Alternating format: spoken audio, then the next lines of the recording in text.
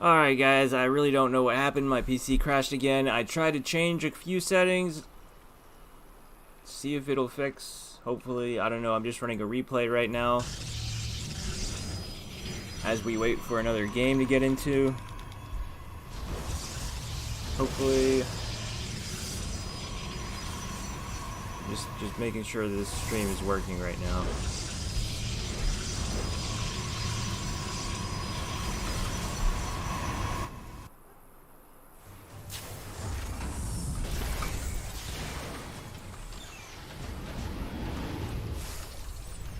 Seems to be okay now, I guess.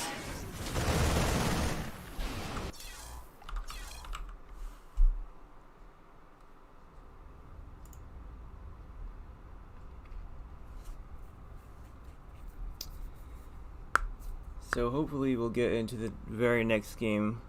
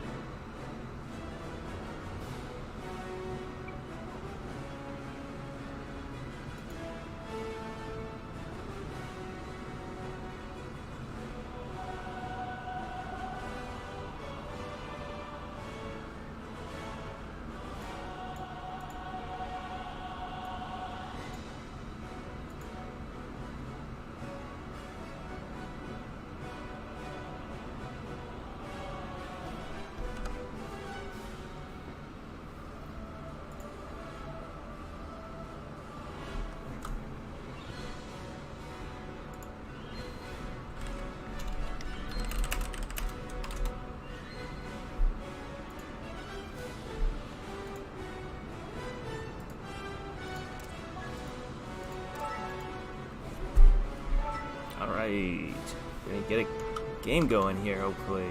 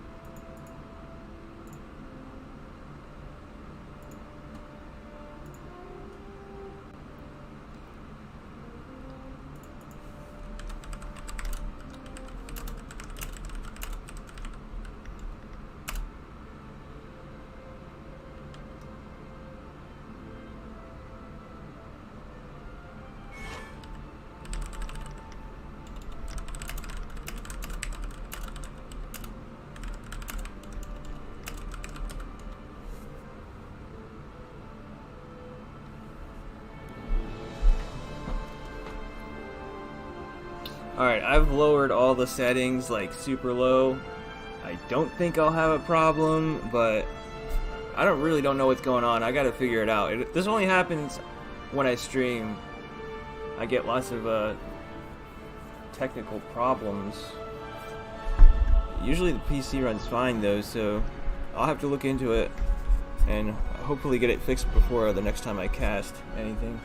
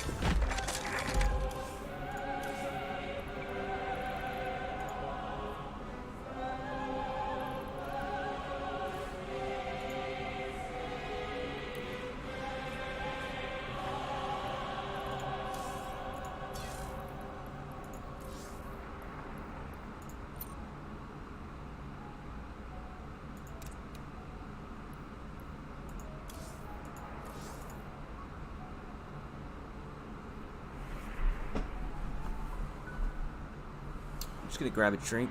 I'll be right back.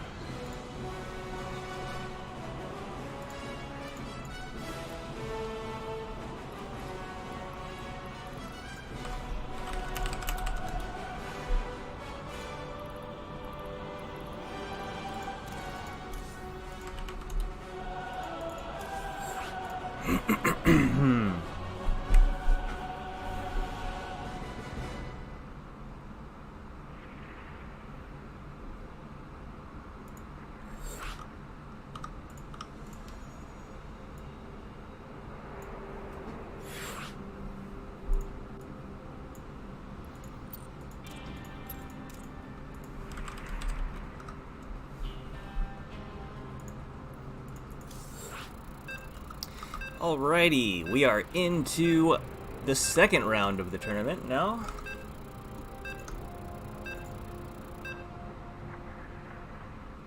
Still best of threes. All of them are best of threes, except for the grand finals. And of course, the losers bracket is all best of ones. But this is the winners bracket, second round. Alright. Spawning in the bottom right-hand corner of the map, we have one of our newest officers to the team. His name is Early, the blue Protoss. And spawning in the top left, the orange Protoss. His name is Lightning.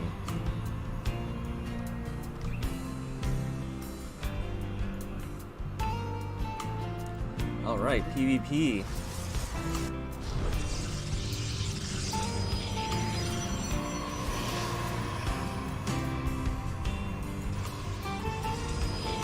I believe both players will be opening with the double gate, double gas, as it is very popular in this matchup.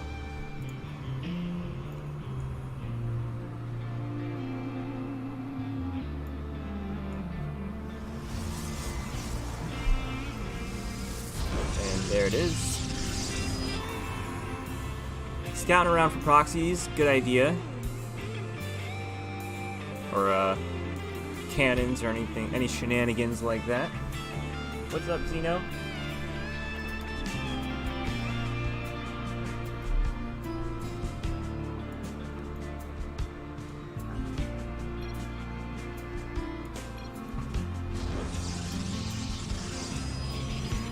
Going up to a cyber core.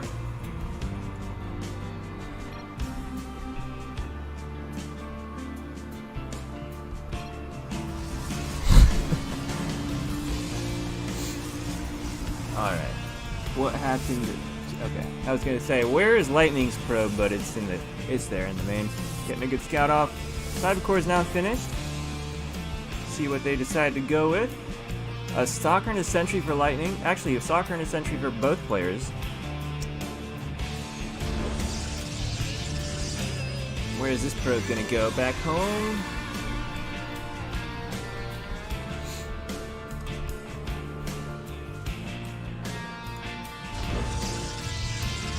Oh wow, the BM. He locked his own probe out of his base.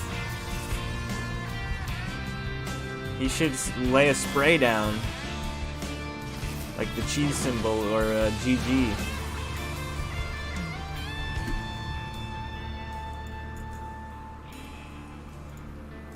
Alright, so the first bit of differences in the builds are about starting to appear. We've got a Robo for Early in the main, and we've got an expansion from Lightning, so I don't think he'll know though. Yeah, he doesn't scout that Nexus. The pylon will go down. He didn't really scout anything in the main, so he's a little bit in the dark here.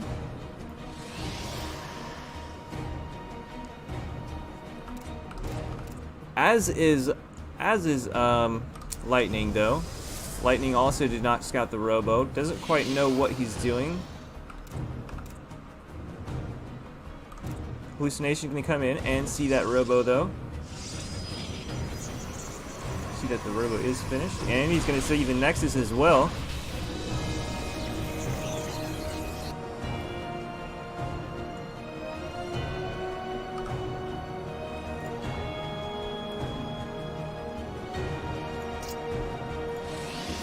Oh, what's this? A proxy gateway. Oh, it looks like Lightning's gonna go for some sort of all-in, maybe? Or maybe, that could be for some, like, harassment in the later game, like some, zealot weapons or something, who knows? It seems like an odd location, though, to be used in the later game, so I think he's gonna go for an all-in, but it's a little early to tell, for sure. Lots of sentries here. 5 sentries. He's got lots of force fields saved up. Stalkers over here out of position a little bit. Nice force fields catch 2 of those stalkers. There is no blink yet. He just started blink. It's only a fourth of the way finished.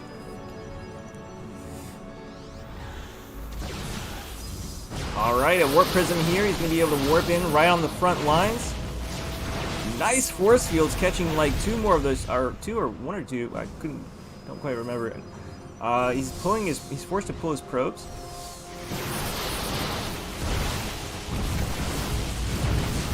And let's see, what is Lightning doing? It looks like he's just dying. Okay, he's got a few more stalkers warping in. So this is a close one. He lost a lot of probes. I think with the probe pull, he was actually able to survive. He's got his robo now. He could get an immortal out. That would completely shut this down. Oh, look at this! This warp prism flies right over that gateway. I'm here in the shadows. So now it's the tables have turned a little bit. Wow, where did he got the warp prism with all of his units? Oh no, I think that's GG. Unless he can micro this immortal, micro his heart out with this immortal.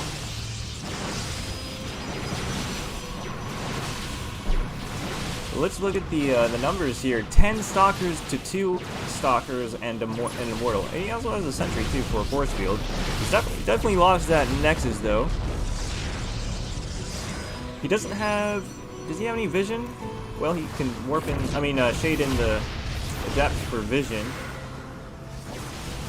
Actually, shade straight into the mineral line.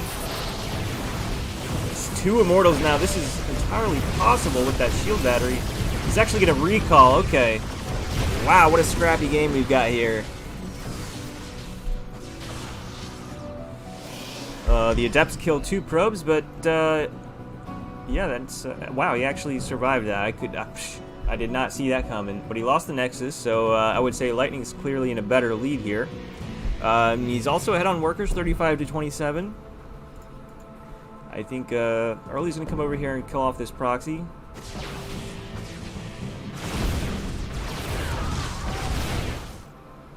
Definitely needs to get that Nexus down as soon as possible. There it is.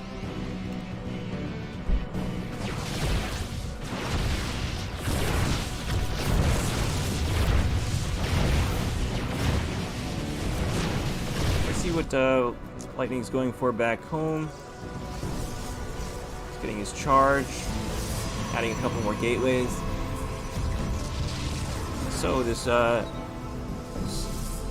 crazy game is actually starting to stabilize here.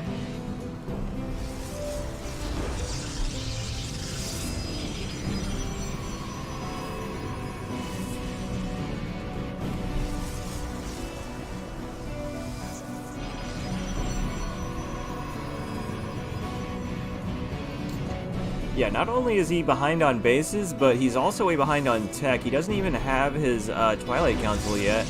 Absolutely no gateway upgrades. Nice denial, not letting that shade in with that pylon.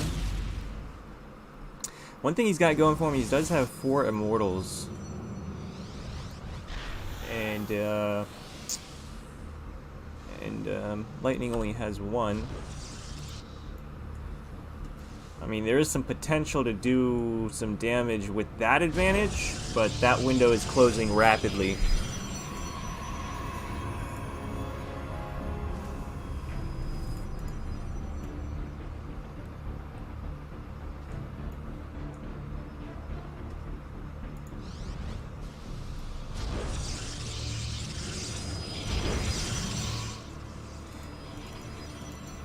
Adding 3 more gateways in the main here. Oh, he's got his Templar Archives already finished.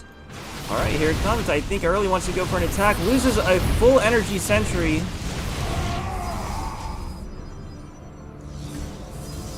Oh, I don't know if this is it's not looking too good, but he's gonna go for it. Whoa, his units are all split up. What's going on? Oh no! Oh, feels bad, man. Oh, feels very bad, man.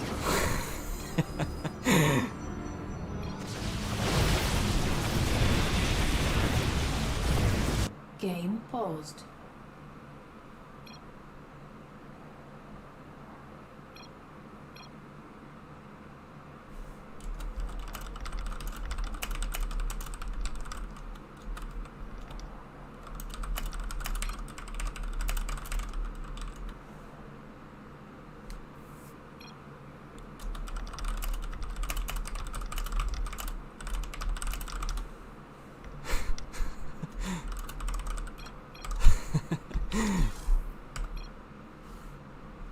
Alright, we're going to restart from replay because there is something clearly wrong with his keyboard.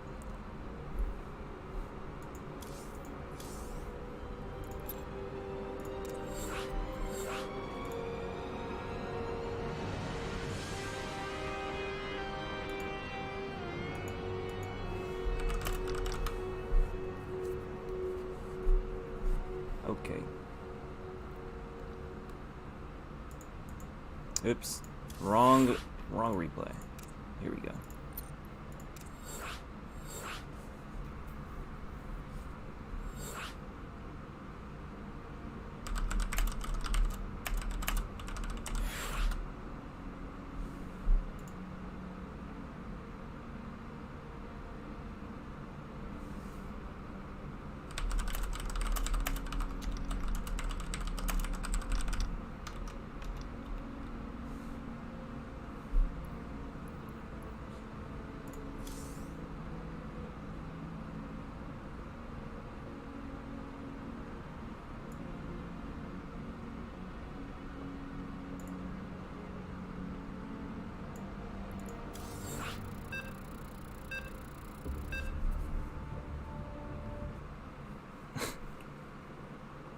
All right. That's a neat little function they've added there with the game recover. That was so good for the scene. Especially in the beginning, there was a lot of crashes and stuff towards the beginning of the game. Of StarCraft 2's life.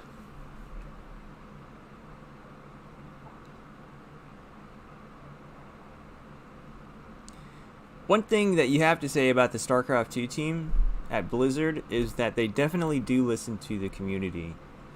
There have been so many things posted on Reddit that gets upvoted to the front page, and then you see them, you know, a few months later. It's awesome.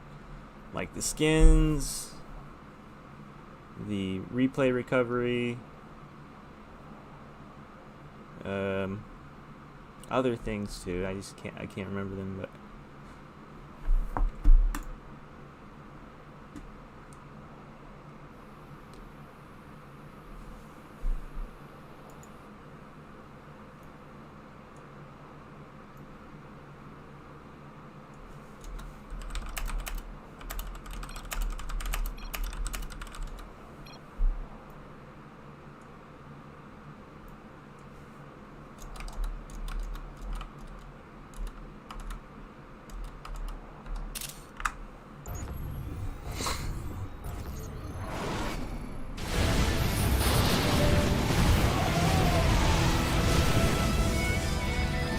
okay. Alright, looks good.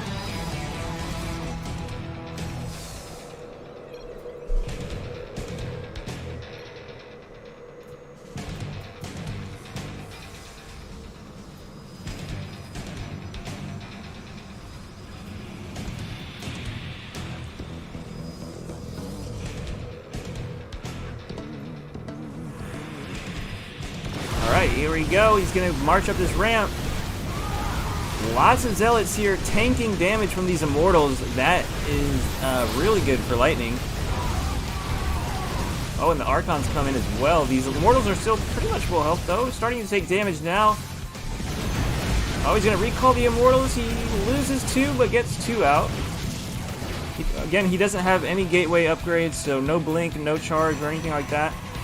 He's like, if you weren't here, lightning took out Early's Nexus, his expansion, really early in the game, and so he's been kind of playing from behind this entire time.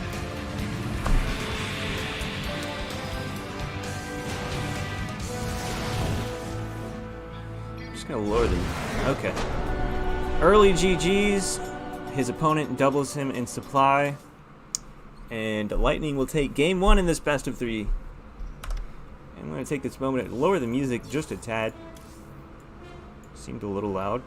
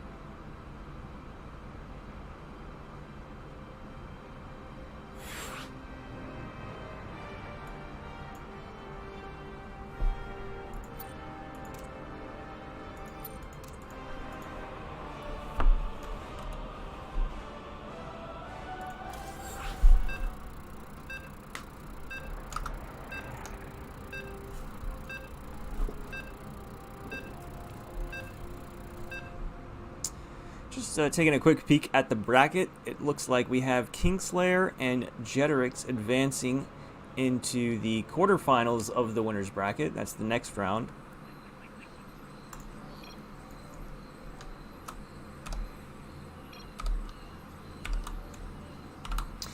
Alrighty, spawning in the bottom right-hand corner of the map, we have the blue Protoss, Alpha X's newest officer. His name is Early. And spawning in the top left-hand corner of the map, we have the orange Protoss, up 1 game in the series. His name is Lightning.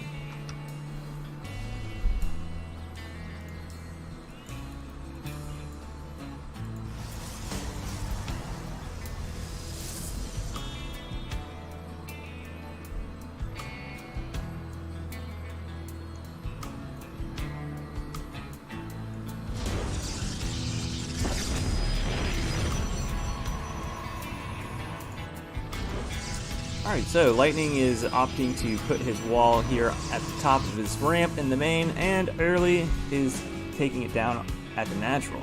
So I wonder if he's going to go for a quick expand here. He doesn't have any gas yet, so that kind of looks like that's what he's doing. It is a gateway though, there's no forges on the map.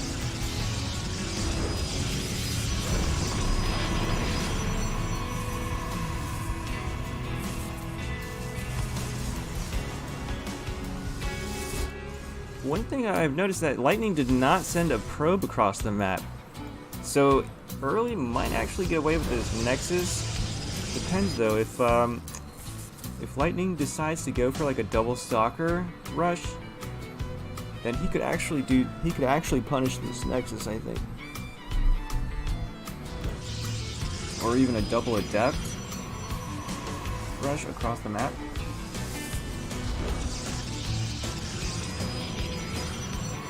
He's adding a second gateway and a cyber. But here we have Lightning Cyber already finished. Oh, a little bit supply block. Okay, there we go. And he's going for a Stalker and a Sentry. That makes me believe that he's not going to be offensive with this, since the Sentry is kind of slow, but I could be wrong.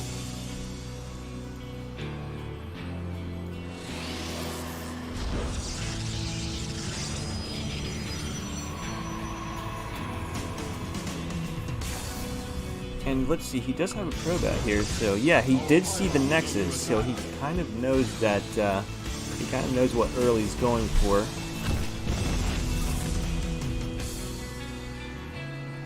Is he just gonna throw down a Nexus? Yeah. Oh, what's this? Whoa! Proxy double robo! And a Nexus behind it. Interesting. Was not expecting that. Okay. This could actually work, I think, because his buildings are down here. If he gets an observer or some sort of vision, he can actually just siege the wall down from the bottom of the ramp.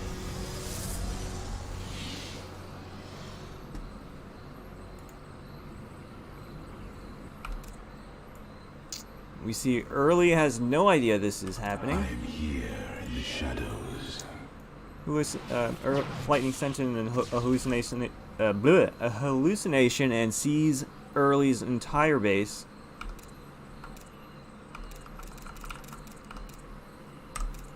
So he knows full well of everything that's going on right now.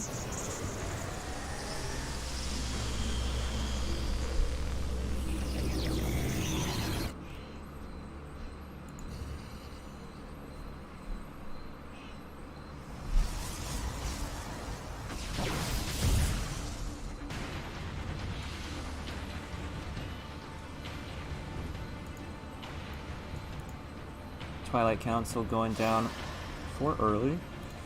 2 Immortals chrono boosted out. Interesting. So I think he might kind of sense that something's up. He does see the Nexus though. Oh, there it is. An Immortal and a Warp Prism. Straight into the main. But he has 2 Immortals of his own, so yeah, once those shields are gone, I wouldn't even take damage. Good pickup there. And he's up to 3 Immortals now. Another 2 being built. Okay, there we go. That's 3 Immortals. Holy crap.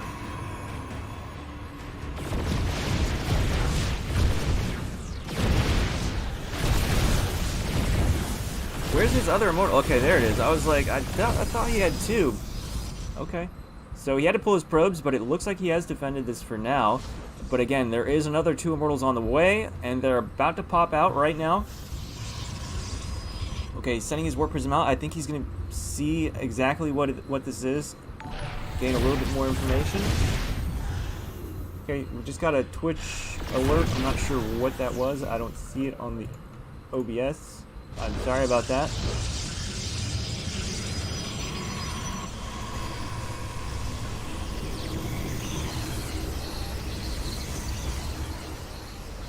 Couple shield batteries at the ramp, so I don't think attacking through the natural is going to be an option for him.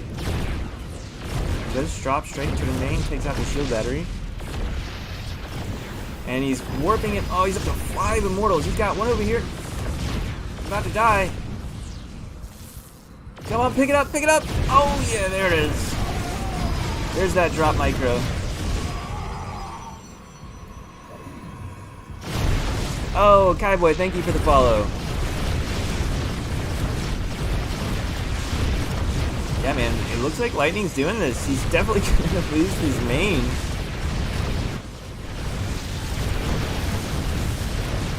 I'm wondering if, like, as soon as you see this, drop a Stargate and get some Voids out, or a Phoenix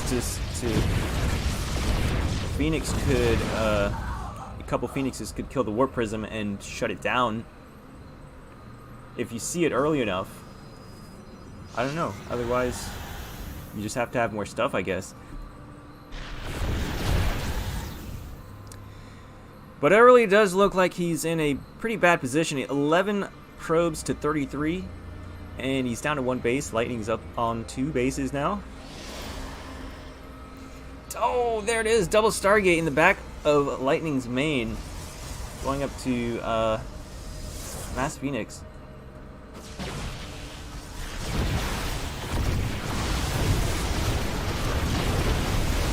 Yeah, see, Lightning, all he has to do is hold this, and he pretty much wins the game.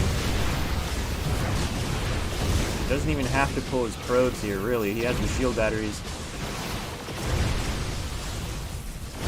The depths are actually really tanky against Immortals, too.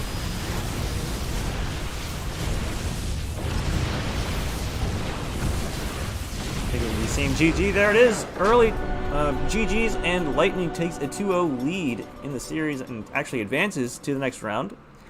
He will be advancing into the quarterfinals of the winner's bracket to play against Kingslayer. So that's another PvP.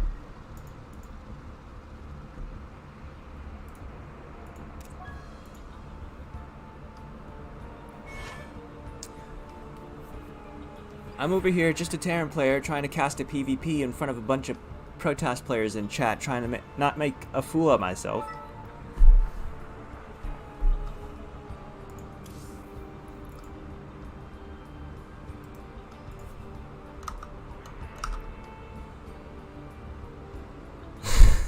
Hey, what's up, Mandolino?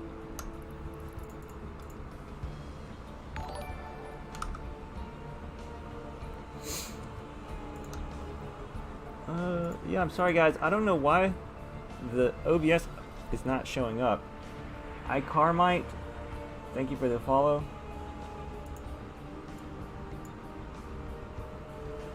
Okay, I think I might have fixed it.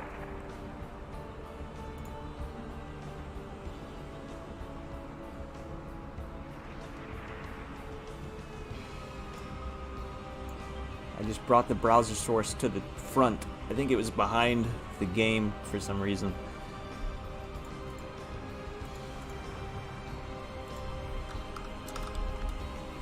Alright, so we got Lightning vs Kingslayer, another high-level PvP.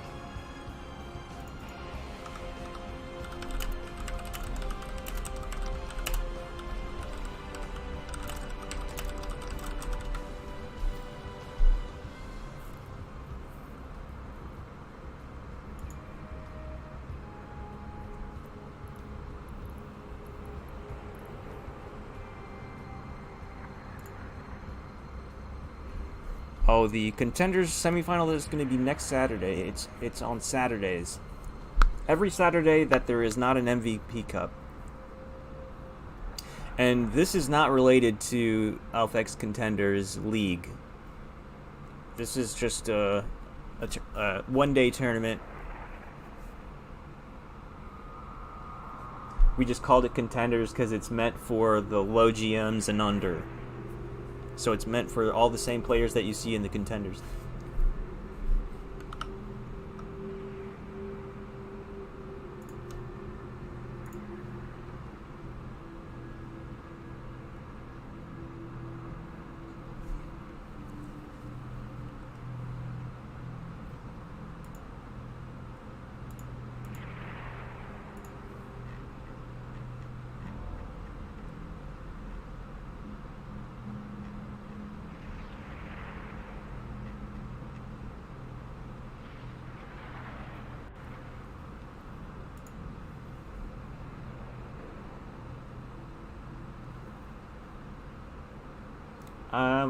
Okay, I'm not sure about that, but I see Snoopy in the chat in Discord.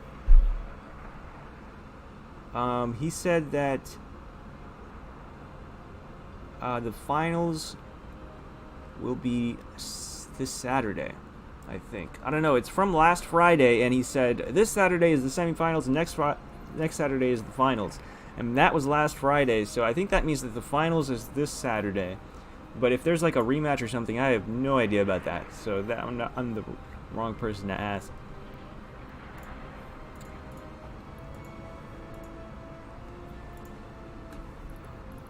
Okay, so we're going to Kairos for the first map.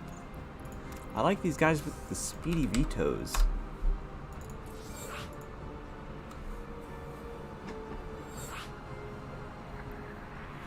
Yeah, really sorry about that massive hiccup. Just a disaster trying to start the stream. Took us like 20 to 25 minutes to get a game set up, and then we finally got into the game and my PC crashed. Came back, started the game again, PC crashed again. But it looks like we got all that ironed out. Seems to be working okay now.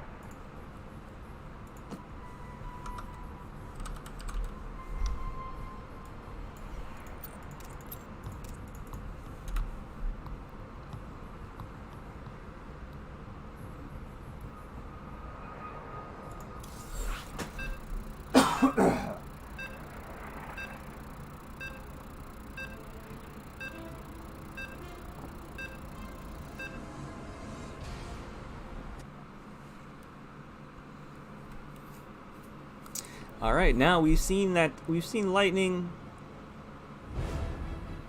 Hey, what's up, reality? Yep, most valuable contender. I was gonna say we've seen Lightning already 2-0 early, which is another GM Protoss. So we know that he can hang with GM Protosses. He himself has been GM, I'm sure, several times. So we'll have to see what he brings for Kingslayer.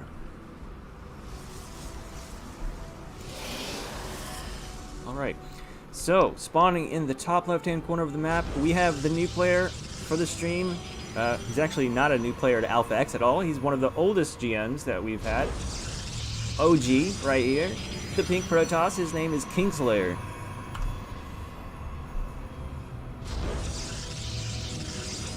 And spawning in the bottom right-hand corner, the orange Protoss, his name is Lightning.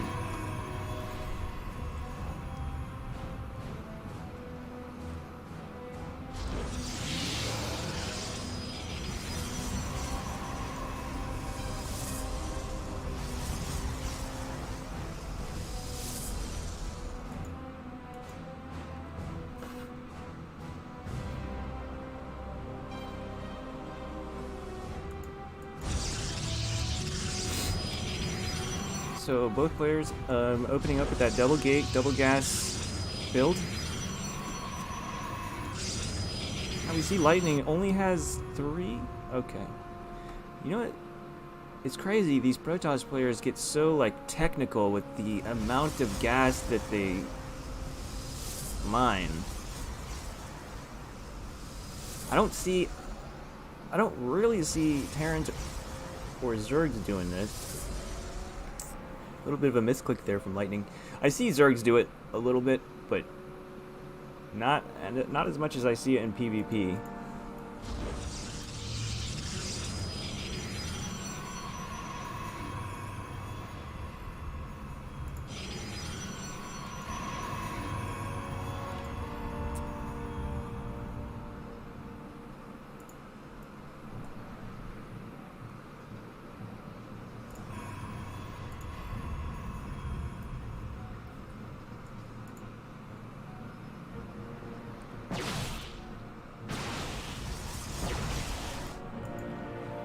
There's a probe on the other side of the map, kind of hidden. Actually, for both players.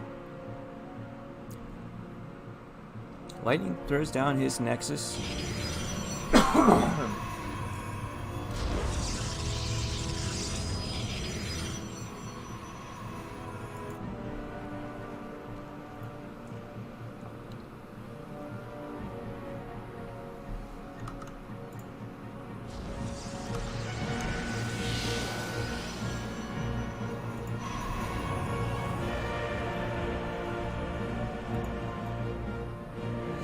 Hallucination being sent out for a Lightning. Let's take a look and see what he sees. Sees a cyber. The shadows. Can pretty much see everything, I think. Yeah. Sees 3 gateways actually. Oh, and yeah, there's that proxy pylon, slow warpins.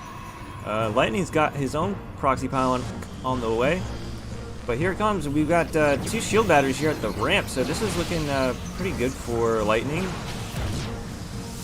Must have kind of sensed this coming.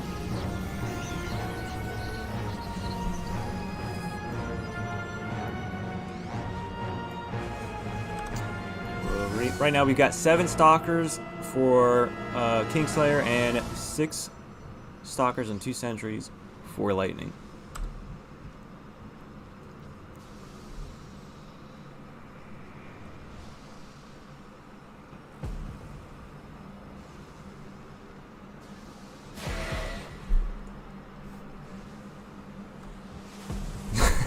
Zeno says he doesn't play Protoss. That, yeah, I can see that. I mean, cannoning is like its own race. It's pretty much just completely different from the normal style of play, and that's why it's so effective, I think, because people they don't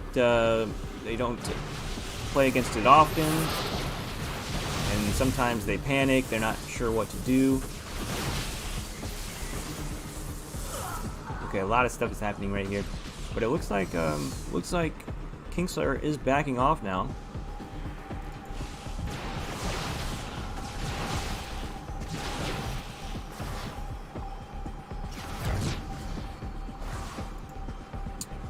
Depths come across the map and actually get up 6 probes, and causes Kingslayer to come all the way back home.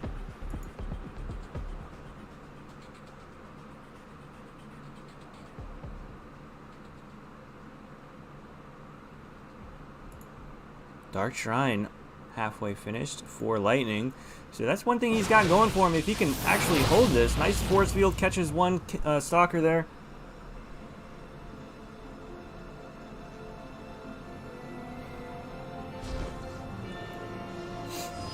So he's got 3 gateways of his own, 2 shield batteries here with full energy. He is looking pretty good here, although he is behind, of course, in supply, 65 to 44.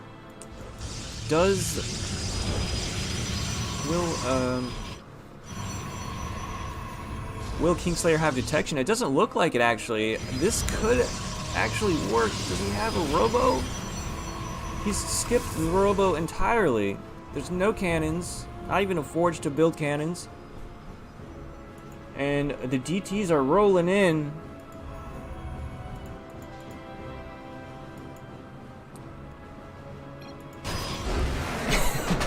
And as soon as he sees the DTs, he GG's because he has absolutely no detection. Yep, I've been there before.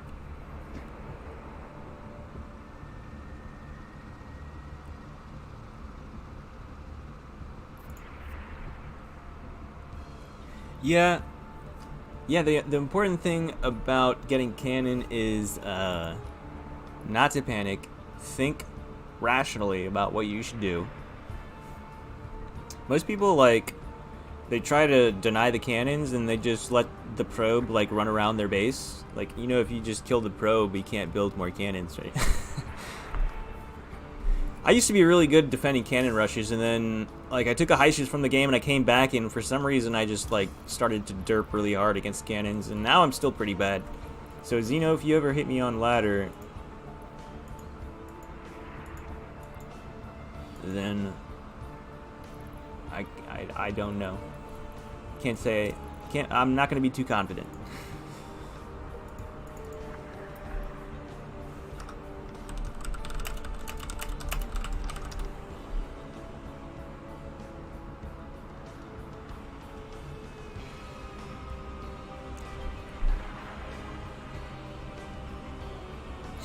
Alright, it's Automaton, sorry. Spacing out there for a moment.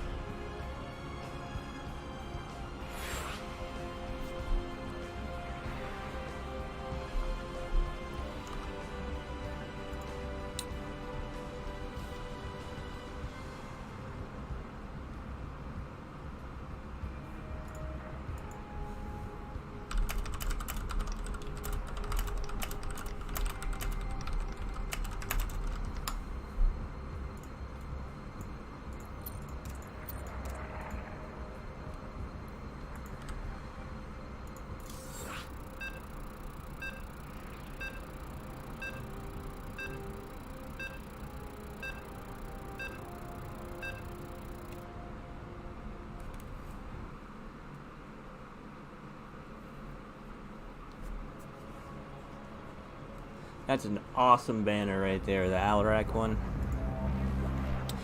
Alrighty, into game number 2.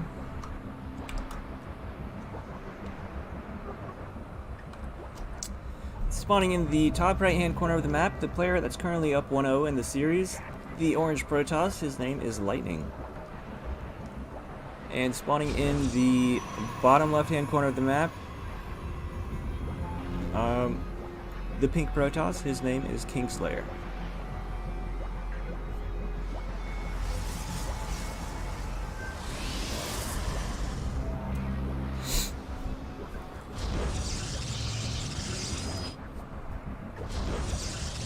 What's this? A very quick proxy pylon over here from Lightning.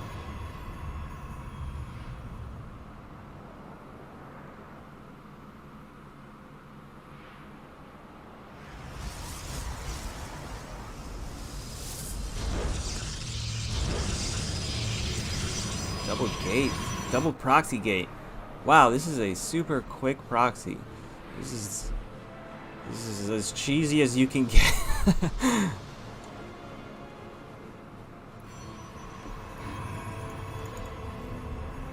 You know, but Kingslayer does have 2 gates of his own. It's just that his second gate is a little behind.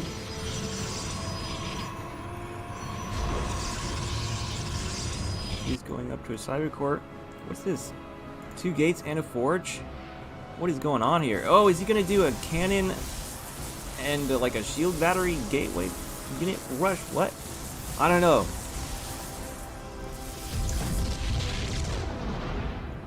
I have no idea what I'm saying. I've never seen this before. I mean, I've seen like shield battery rushes before, and you know, I've obviously seen cannons before, but nothing like mixed with gateways and stuff.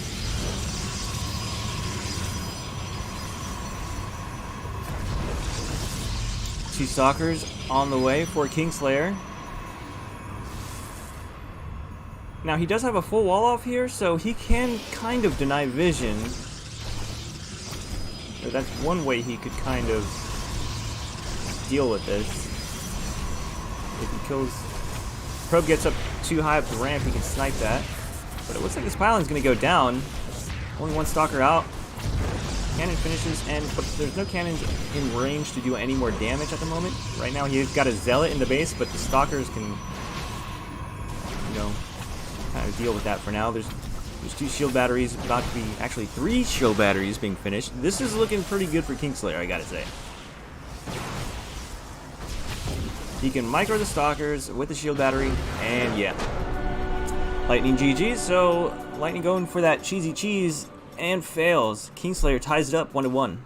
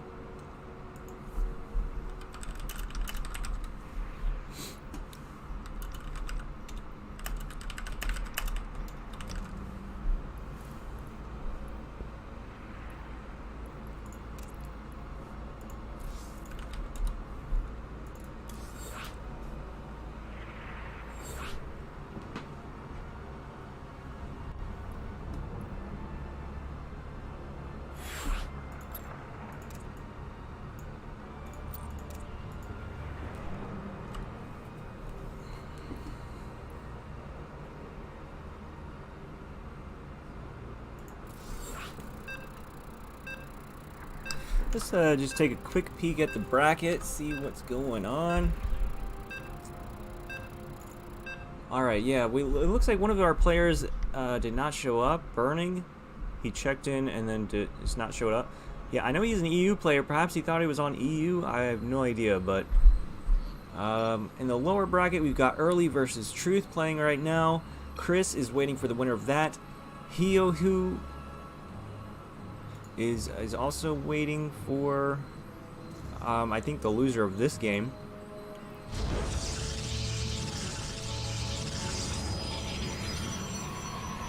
But alright, into the ace game of the series.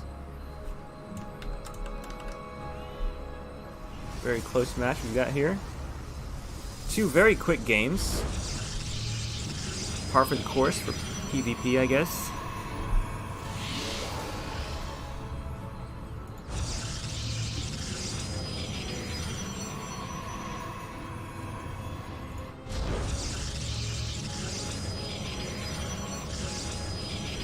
Looks like both players opening rather standard this time. Did I even do introductions? No, I didn't. In this bottom right-hand corner of the map, we have the pink Protoss holding off a cheese from the last game. His name is Kingslayer. And spawning in the top left-hand corner of the map, the orange Protoss. His name is Lightning.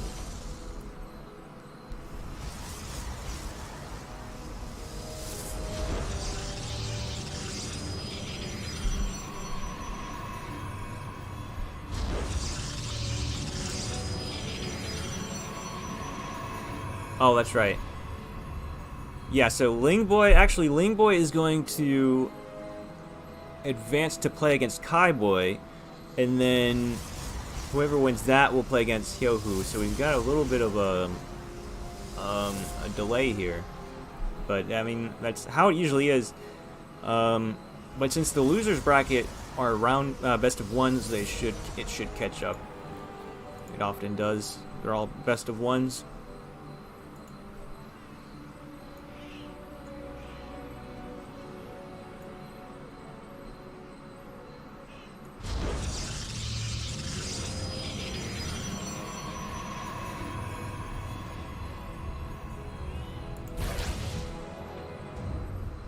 Alright, so it looks like a more standard an opening here for both players. We have a Stargate from Kingslayer.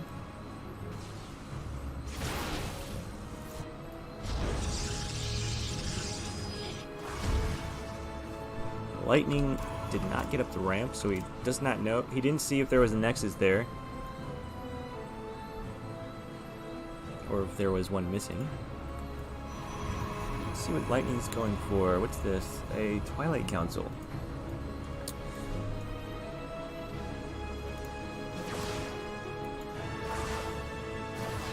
Nice finding this pylon here. Kingslayer's going to be able to take that out with these two Adepts here. Going up to 4, 5, 6 Adepts and an Oracle. Okay, I've seen this before. This can actually get out of hand very quickly. Adepts and Oracles, two things that kill workers very fast.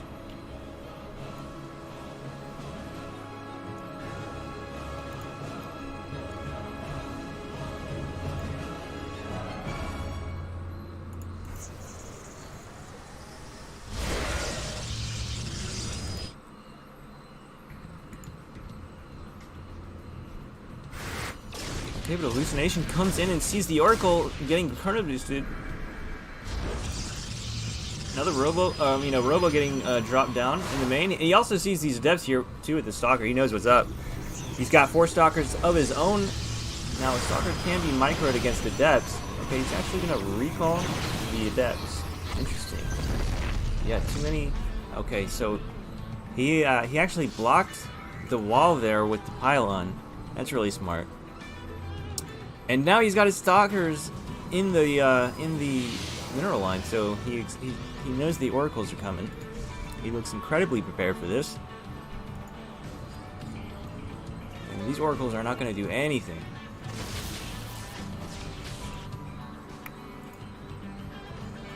But back home, he does have his Nexus almost finished. Lightning's already got his done, starting to saturate it now.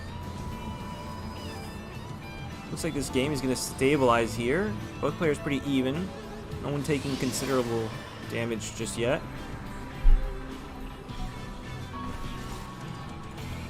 There's a Dark Shrine over here in the corner. He's got a...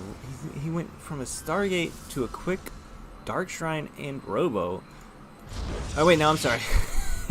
That's Lightning with the Dark Shrine. Okay, I was going to say, like, whoa, he's going for just, like, so many crazy things. But, I mean, that would be kind of, like, an interesting... I don't know if you could even do that this early, because you would need a Twilight Council. And, I mean, it doesn't seem... doesn't seem like it would work. But anyway, Lightning is going for the Dark Shrine, Kingslayer going for the Robo, and Twilight Council is now almost finished as well. Hallucination comes in, sees the Robo. And Oracles have a little bit of map control right now, dropping a stasis outside his base. If we look at Kingslayer's vision, he has no idea this Dark Shrine is here. But he does have a Robo, so he could chrono boost an Observer pretty fast.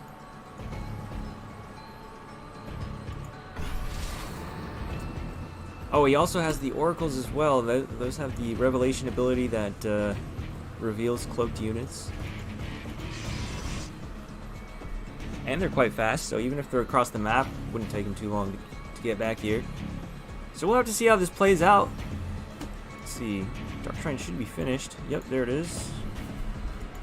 How does he plan to do this?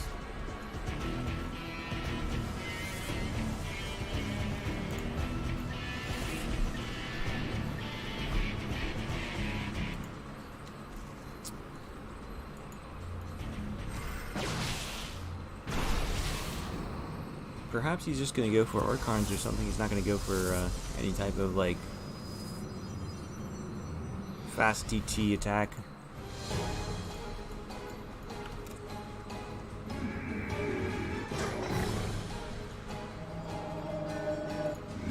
Alright, Warp Prism is out. Looks like he's going to be starting to head across the map. Lightning taking his third, and Kingslayer marching across the map. So it looks like Kingslayer wants to try and end this here if he can.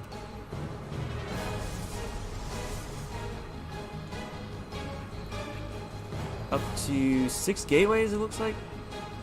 7 gateways.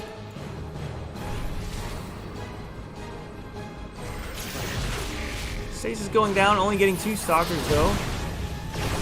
But look at this. His Stalkers getting kind of caught out of position by themselves. Lots of Immortals. This is looking quite scary. Now, Lightning does have his own Immortal at the top of this ramp here. But there's just so much stuff here from Kingslayer. Look at the army supply, 48 to 16. Wow, Kingslayer pulling it off there. All right, cool. I think what happened there was that Lightning went for the Nexus, and Kingslayer just went for a bunch of extra units and just got the right timing off. So nice. Kingslayer will advance to the next. To the semifinals of the winners bracket.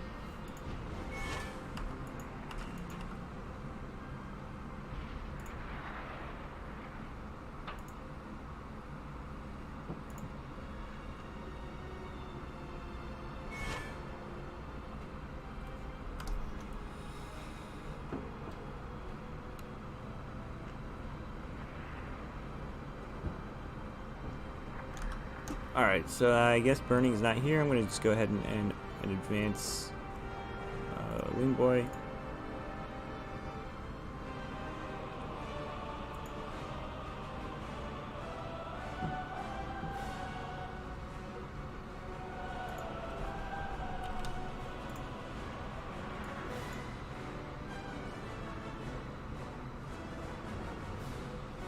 And I'll go ahead and advance Kai Boy as well, since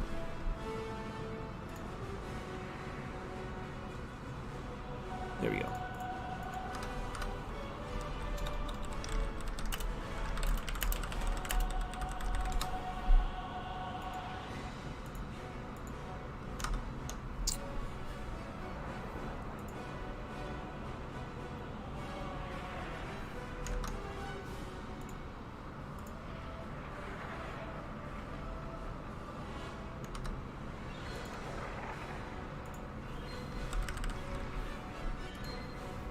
Alright, I'm going to try and get into Jeterix versus Ling Boy, the other quarterfinals of the winners bracket.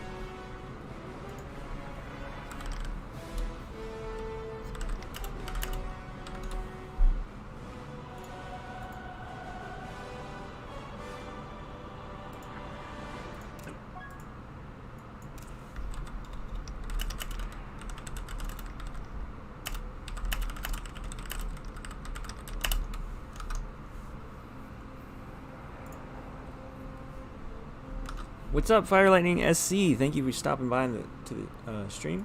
How you doing today?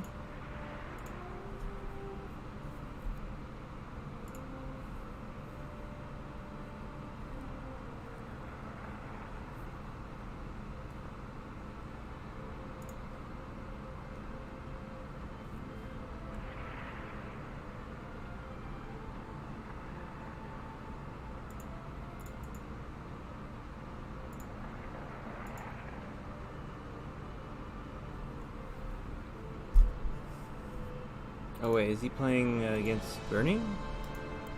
He's in custom, so maybe Burning did show up? I don't know.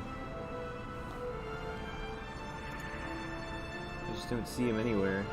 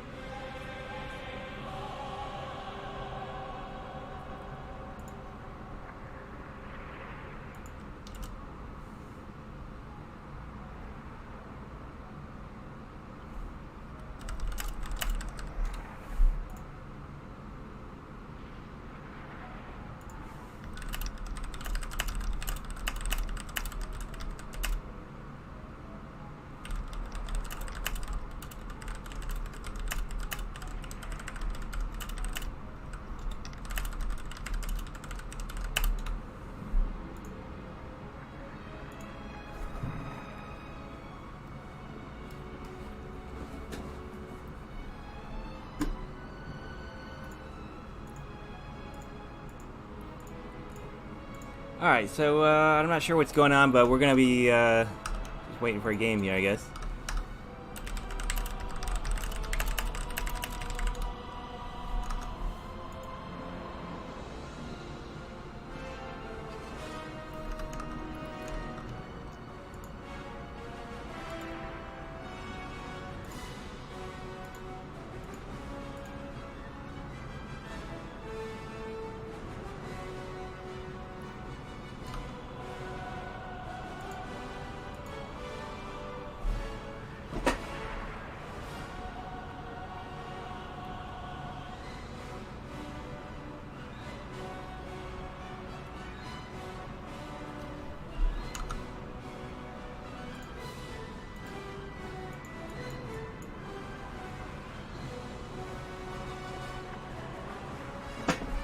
Oh, okay, fire lightning. You're lightning in the clan. Okay. Did not know that, but now I know. Alright, so we're just going to be waiting for someone to invite me to a game. Might be waiting on players to get out of their game. But I'm just going to go grab a drink. I'll be right back.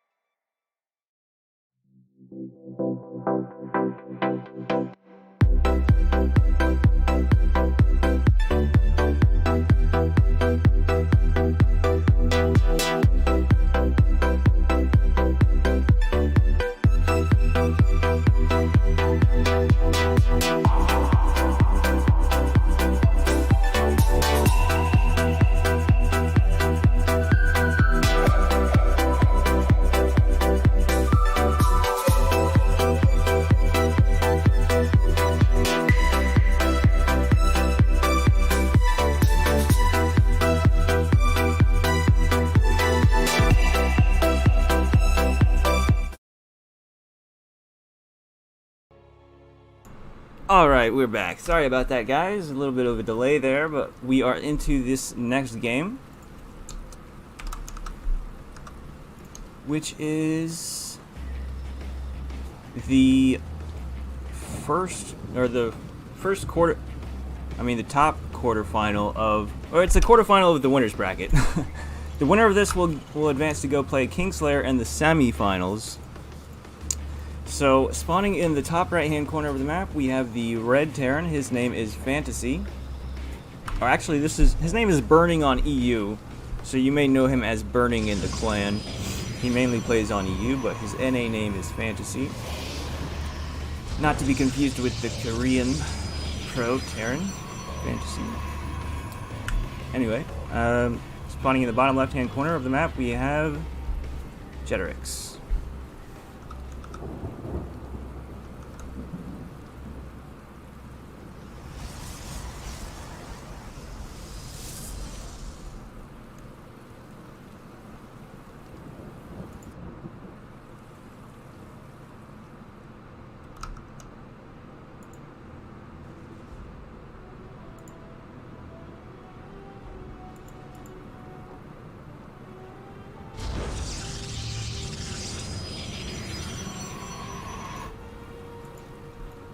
So a TVP, and we've got a proxy barracks.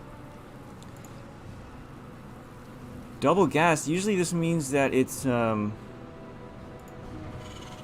going to be a factory involved, but it looks like he's actually just going to proxy a Reaper and then probably build a factory at home and go into Mech or something, or just go into Hellions.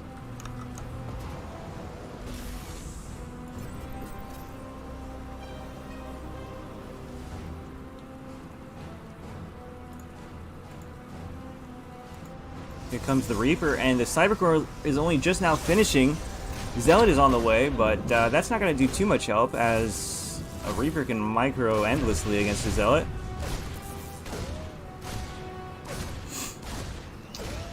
Now, the one thing with the Zealot is that the Reaper is going to have to keep clicking on the probes instead of just stop commanding, because the Reaper will automatically shoot at the Zealot. So that, I mean, that is one way the Zealot can help.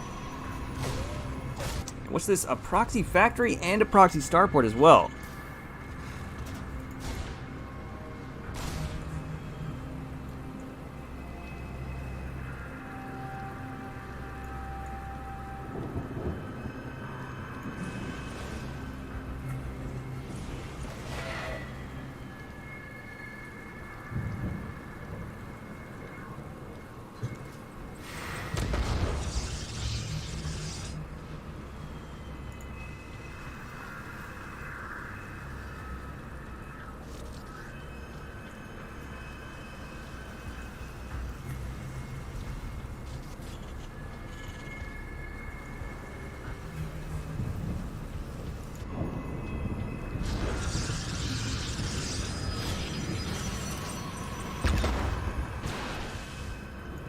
Alright, so 2 Stalkers are out, and a Robo is chrono boosting a Immortal. He has not scouted the factory, but he knows that obviously knows that this is coming now. He sees the Cyclone and 3 Marauders. With the Immortal though, this is looking pretty difficult for Fantasy.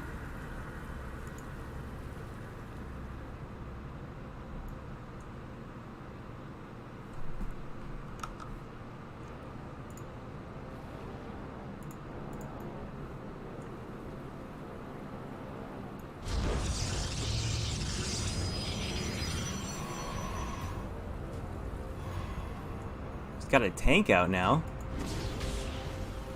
Trying to drop a few Marauders in the main, but since he's only on 1 base, his army is all going to be close by, so looking like he's a little out of options here, but he is building a 2nd tank, so he will be able to start leapfrogging these tanks eventually. Problem is that, I mean, he's going to go up to, well, he's got 1 Immortal, which is very good against tanks. And he's got a War Prism, so there's Drought Micro potential.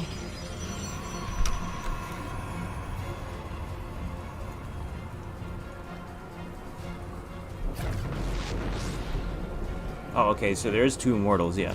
There's one sitting in the, no, Liberator as well. Nice. Okay, so, and Bunker's going down. This is starting to evolve into something,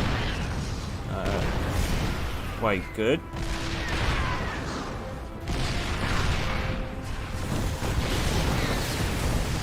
Here comes the Immortal Drop Micro.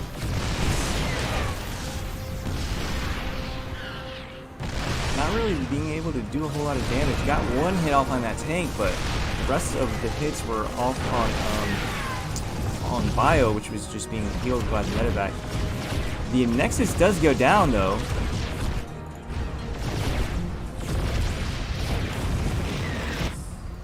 And back home, he's got his orbital up and running. He's starting to saturate his natural.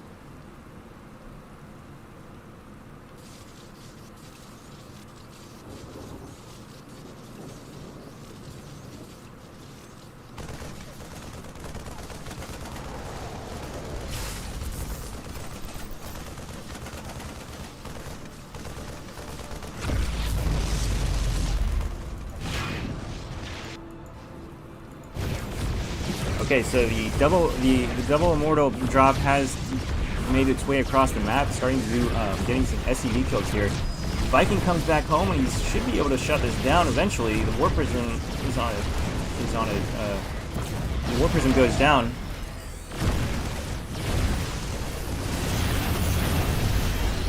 Oh, there's another War Prism. Okay. Okay, looks like Jeterix wants to go for an attack here. Fantasy does still have 2 tanks, though.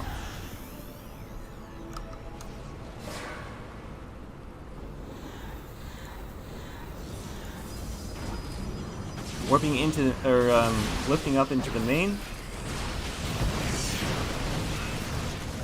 There's a bunker here, though. That's nice. Tank going to be repositioned, and he's got stim now too. So wow, really well played there out of Fantasy. Nice cheese into a expansion, and was able to hold the counterattack.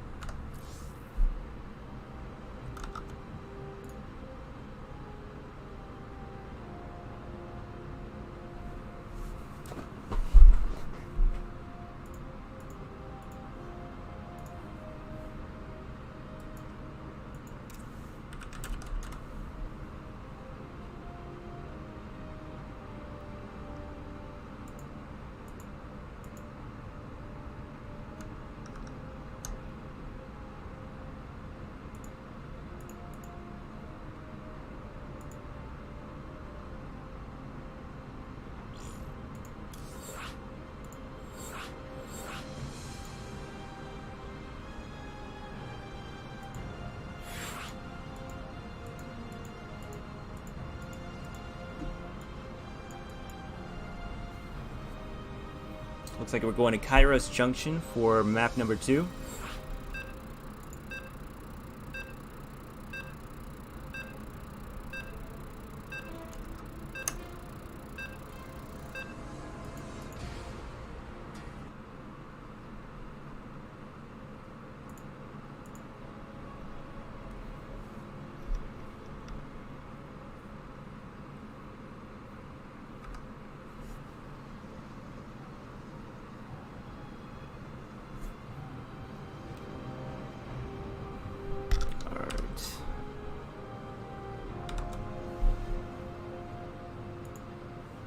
Alright, so spawning in the bottom right hand corner of the map, we have the blue Protoss. His name is Jeterix. And spawning in the top left hand corner of the map, we have the red Terran, currently up 1 point in the series. His name is Fantasy, better known as Burning. Snoopy with 10 bits saying, looking good with that Alpha X jersey there. Thank you.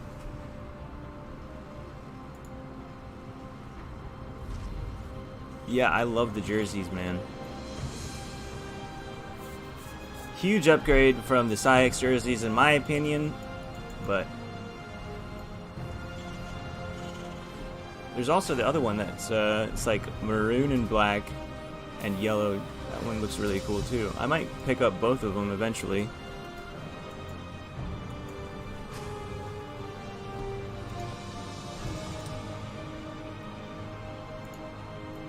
Alright, so another proxy barracks here. Looks like Fantasy is trying to play some mind games here because the barracks is actually kind of at home. It's just hidden. So Jetrix is going to get in here and scout that there's no barracks and think that there might be a barracks on his side of the map, but it's actually on you know, still back towards his side of the map.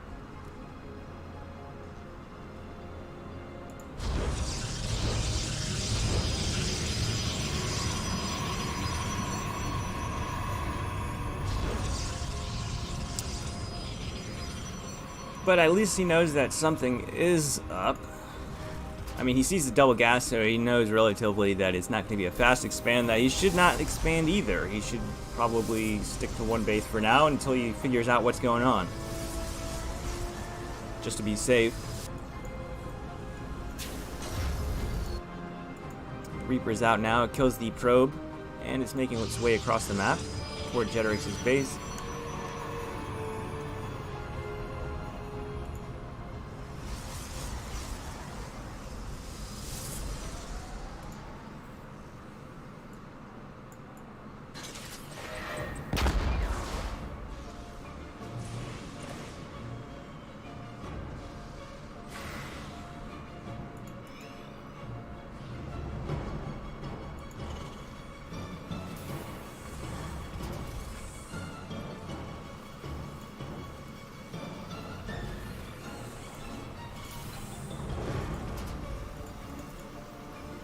Starting his starport and getting that expansion down.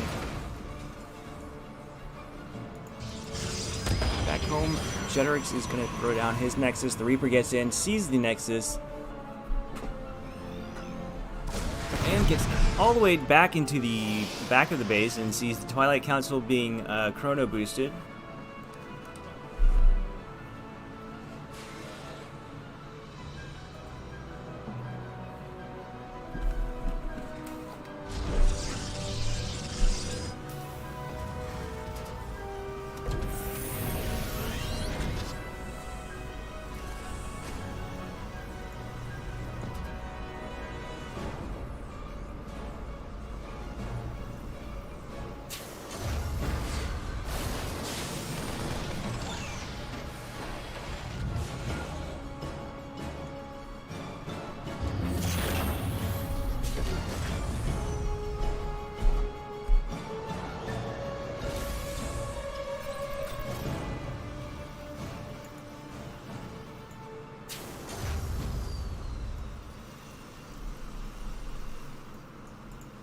So we've got Banshee on the way with Cloak.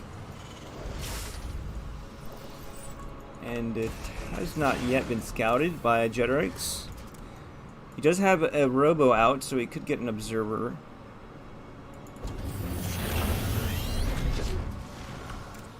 Adept getting to the top of that ramp, but not able to see that starport. The first Banshee is now making its way across the map, and it looks like Cloak will be done by the time it gets here. And I don't see... No, there is no Observer on the map just yet. Okay, one just popped out. There it is. One wrong way. Now he realizes there's a Banshee in his natural, and he's bringing it back over. So he shouldn't take too much damage from this. Looks like he's gotten about two bro kills. 3. Our units in position. Oh wow, he's gotten a total of 6 kills, sorry.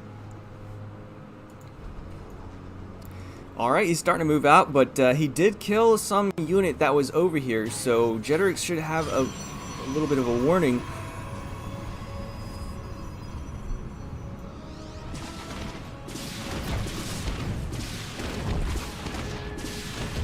Getting even more probe kills here with this Banshee, up to 9 kills. And he's got 3 tanks and another Banshee here at the natural. And is getting a very forward position. The tanks are in range of this Nexus, it looks like. Charge is done though, so that's one thing he's got going for him. He's going to get 1 tank, 2 tanks. Looks like that will be it. I don't think he'll get this last tank. So, I mean, I think he can still hold this. I don't know, but the bunkers are going down now, so... Yeah, it's gonna, we'll have to wait and see. Oh, yeah, sorry about that. Reduction tap. Up to 3 Banshees now as well. Can definitely start one-shotting these probes. Snipe this shield battery. Wow, Fantasy playing a brilliant TVP. This is not. I don't really see this type of style from Terran. Usually, you know, Terran and TVP, the go-to style is bio. This is a little bit of a less common strategy.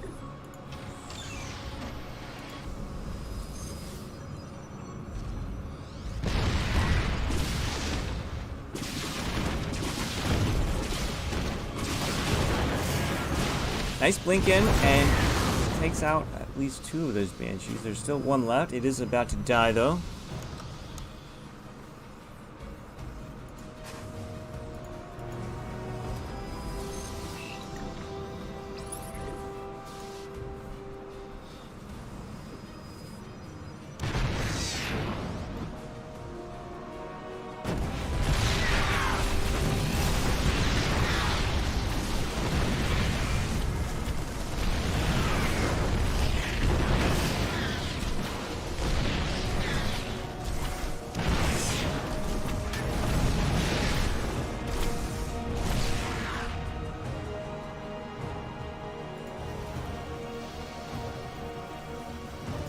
Up to 3 bases now. Fantasy in a commanding lead. He's almost double his supply, 79 to 49. Workers, 60 to 35. Jetrix is gonna need a miracle to come back into this game, but it's not impossible. I've seen bigger comebacks than this happen.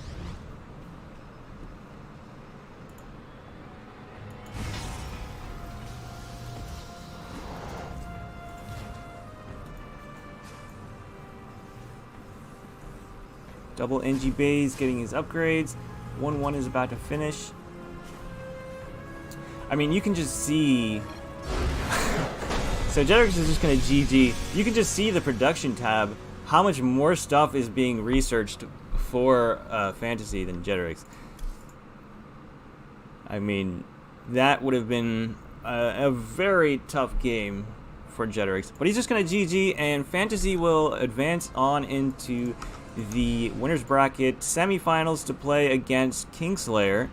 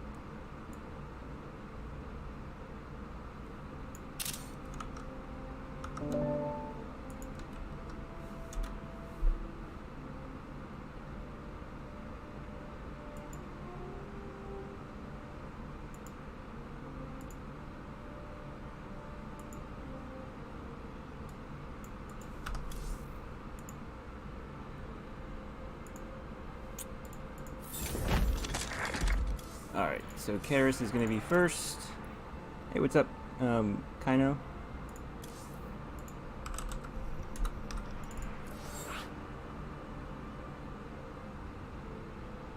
Hey, thanks, man. Yep, it's the New Jersey.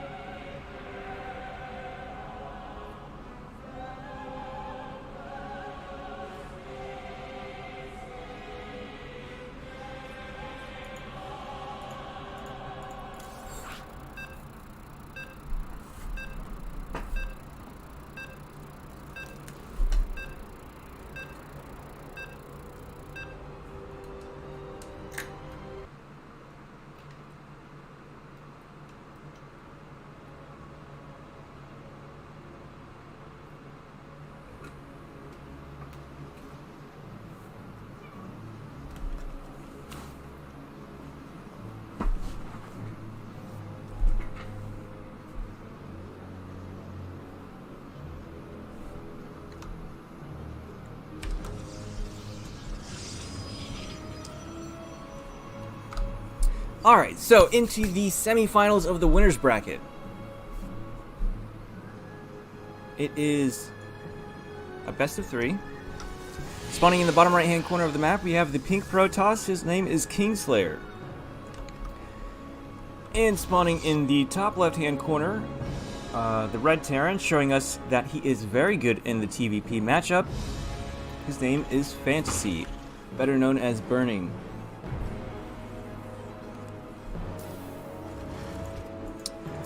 And there we have it, the proxy barracks, just like from his first game against Jeterix.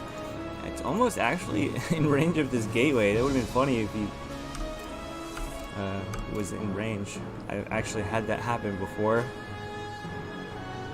Proxy so close that it's actually in range of their base.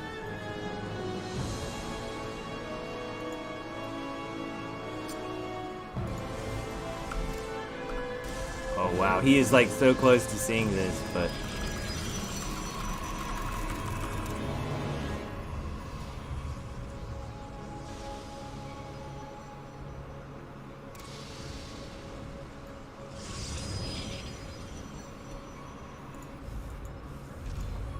factory at home. Gonna probably go into well, actually the first game against Jeterix he did the factory across the map and went into Cyclones.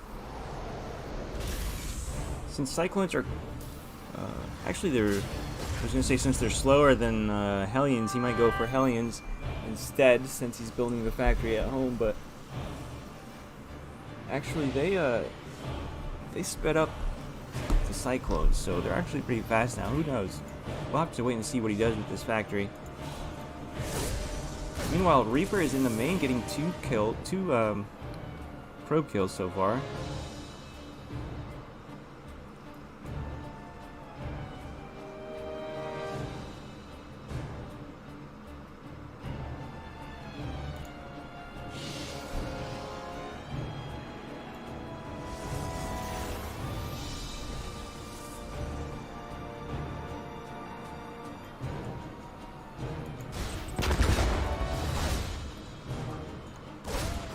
Stalker comes in and should be able to fend off these 2 Reapers for now.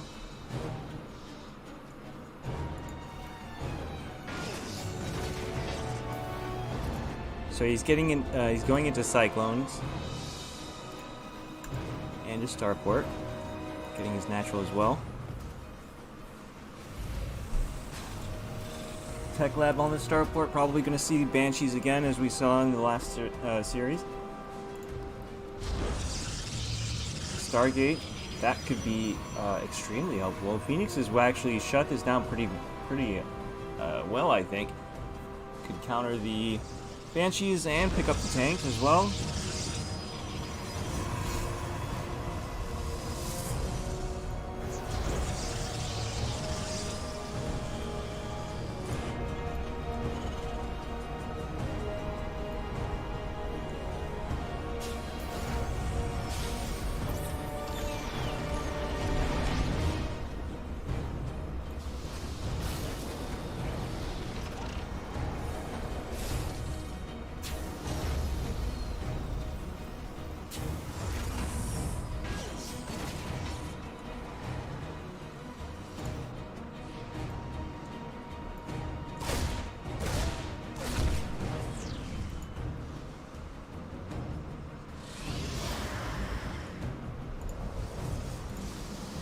Oracle's out now, so Phoenix is just, yeah, he's actually going for a second Oracle.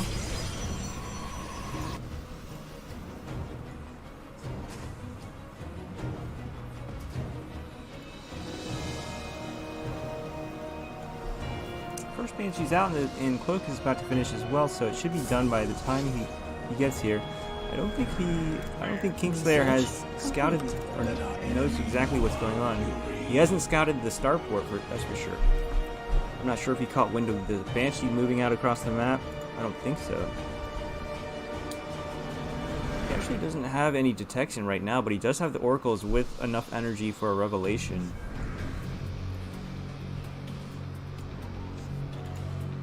And a little bit of indecisiveness with this Banshee. He's actually decided to go back home.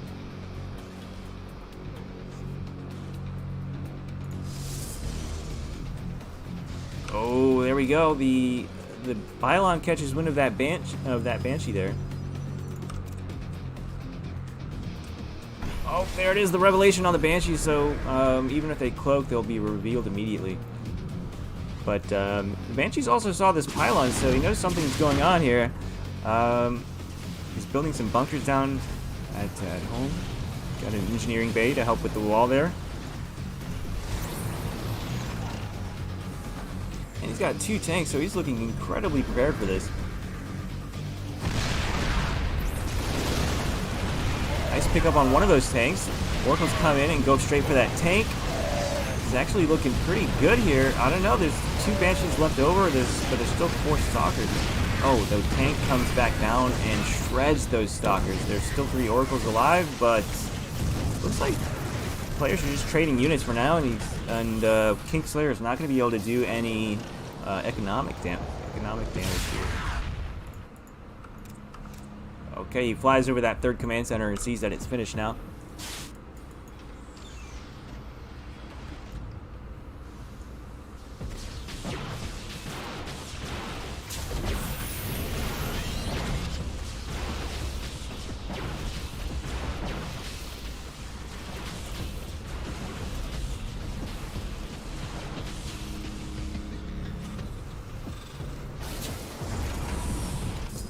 But Kingslayer does have his own 3rd Nexus on his side of the map.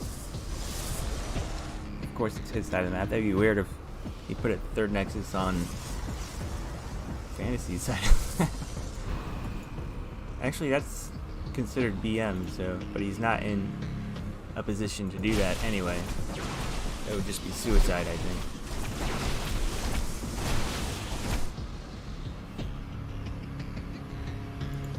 Wow, what's this? Okay, adding 6 more gateways. Kingslayer does like his big timing attacks.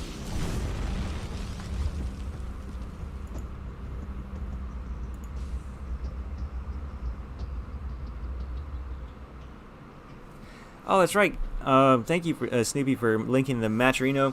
Guys, if you don't know about Metrino, you can they sponsor the event, but they require that people go to their website, and it's really easy. You can use the code to add 50 cents to the prize pool. All you have to do is log in with your Twitch, or you could log in with Twitter, or even your Battle.net account, and just copy that code into the webpage, and it will automatically add 50 cents to the prize pool.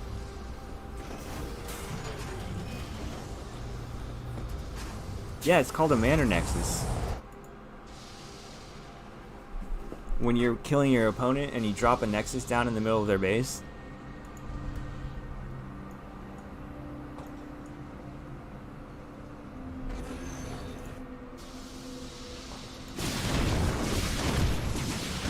Did he just recall one Phoenix? What? Pretty sure that just happened. I don't know. I thought I caught the tail end of that. Oh yeah, I guess, you know, that actually happened to me the other day, and it was super embarrassing.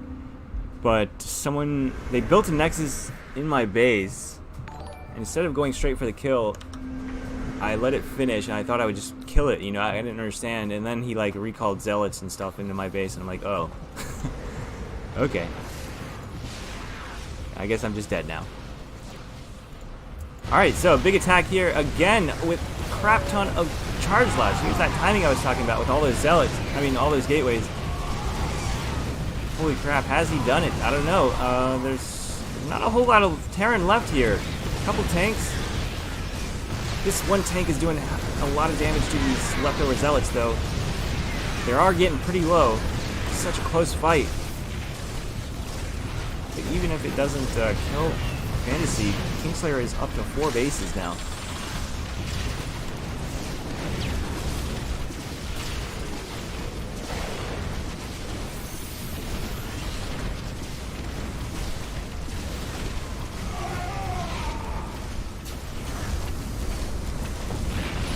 So yeah, a lot of damage here from Kingslayer. Total of 24 SCVs going down. And more SCVs about to go down. Big Zealot run by the third. So as he pulls his SCVs, he will start to stabilize here a little bit. He loses the third though. I mean, his position on the third base. He still has the orbital though. But he has his units here, and he's starting to be able to hold. Kingslayer pulls ahead as far as the numbers go. 120 supply to 92. Almost doubled the workers, 58 to 36. He's even ahead on upgrades. He's got +2 armor and +1 attack. And whereas Fantasy only has +1 weapons on his mech. Those stores are going to help out a whole lot against these Phoenix.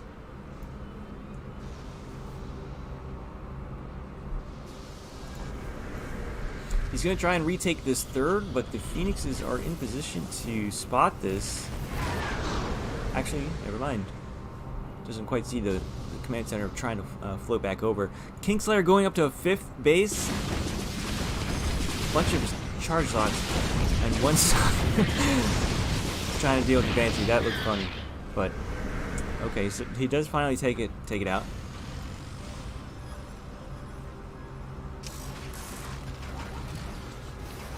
The charge lot should just like get on each other's shoulders and you know, stack up and try and swipe down the Banshee.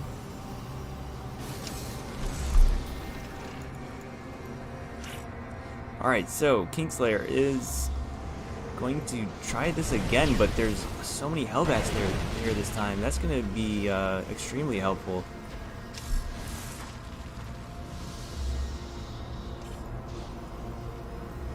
And Widow Mines as well. And you know how clumped up these charge slots like to get. And oh, another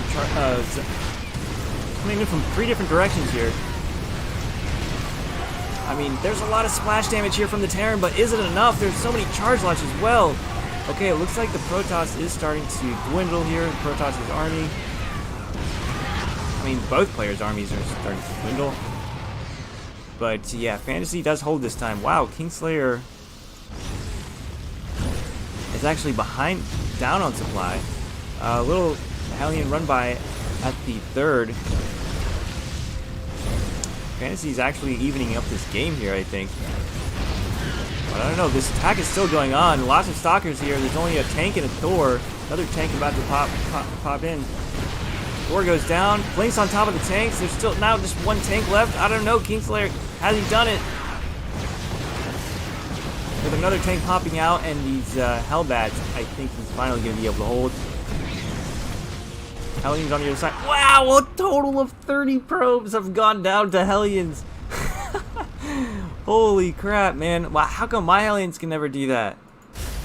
They just run into cannon or something and die.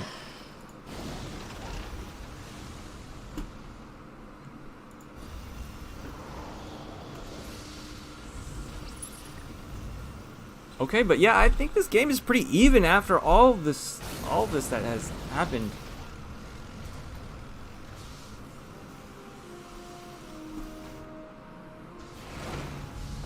I mean, yeah, Kingslayer lost a lot of workers, but he's even on workers 48 to 49.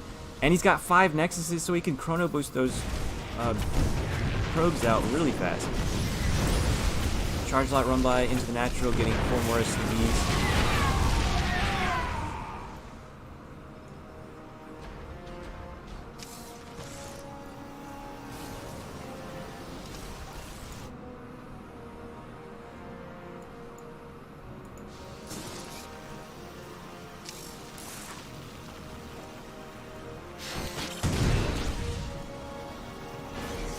Kingslayer needs to think about some late game tech, I think. Gateway units are good, but against a max mech army, not so much. More Hellions. Oh, the completely undefended 5th base. Nice warp in there, blocking the Hellions from coming in.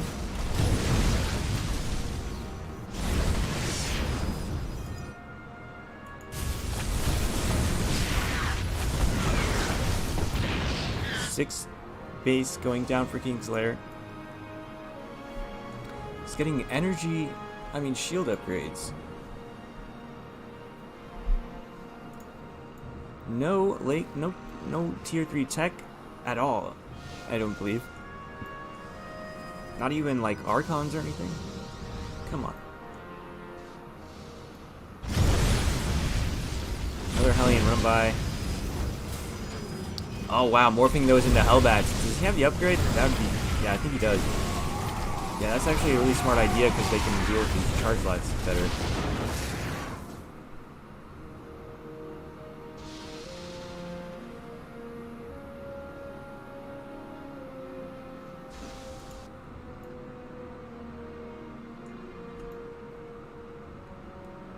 Kuna, oh, you missed the tournament. Oh yeah, I saw you signed up, but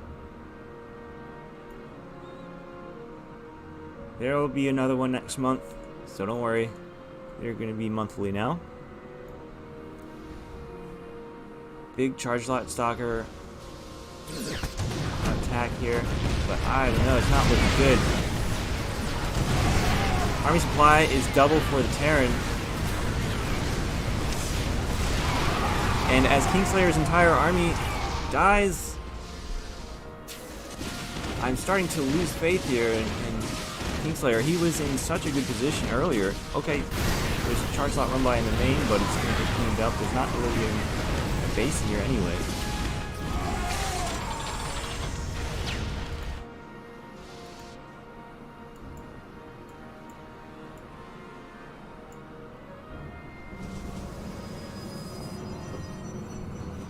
What's up, Uzi? Thanks for stopping by the stream.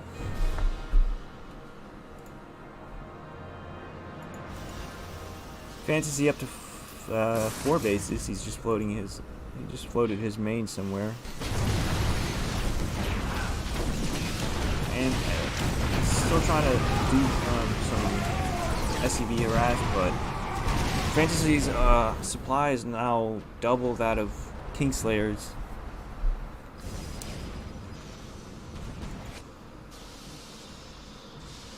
So I think this might be the final push here.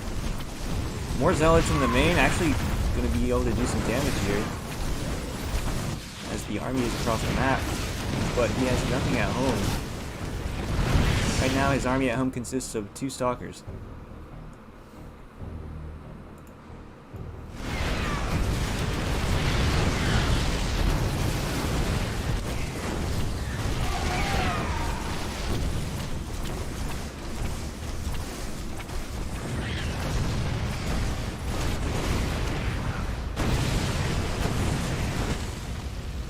Still doing these alien run-bys. I like it.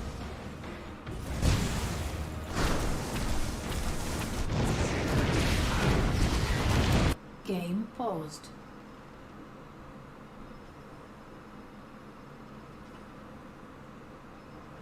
Okay, we've got a pause here.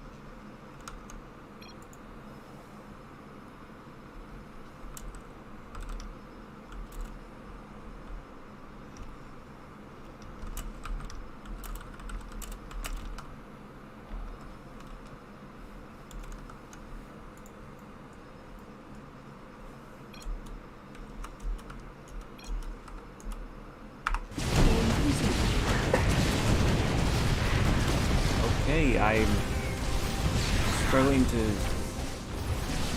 see what Kingslayer's plan is here. Okay, he is massing up a little bit of an army here.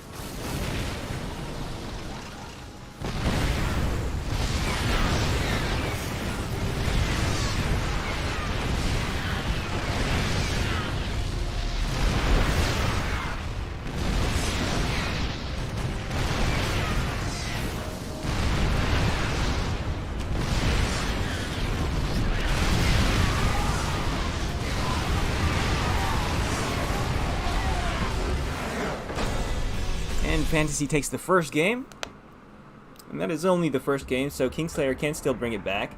Wow, I mean, he had a huge advantage in the first game, so he could definitely do it. I mean, Fantasy has shown he has very strong Terran versus Protoss. He's won 3 of them in a row now, but Kingslayer actually took a huge advantage in the beginning of the game, so he can actually definitely come back and win this.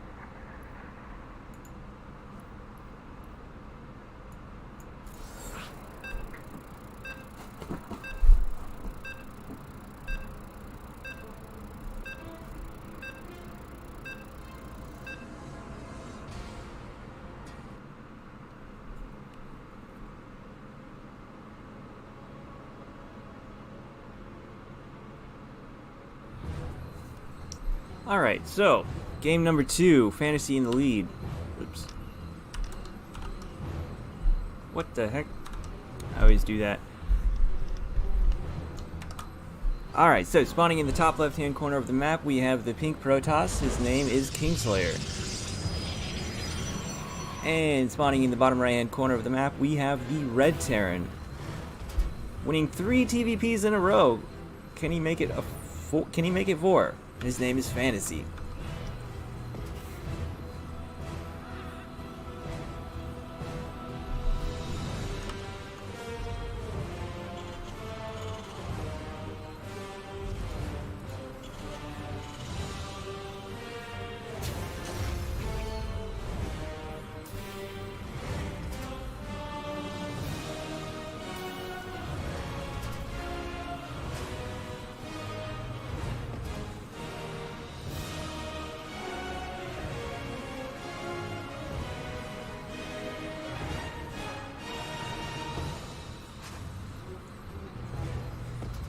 I think this is the first game that Fantasy has built his barracks at home in his main base.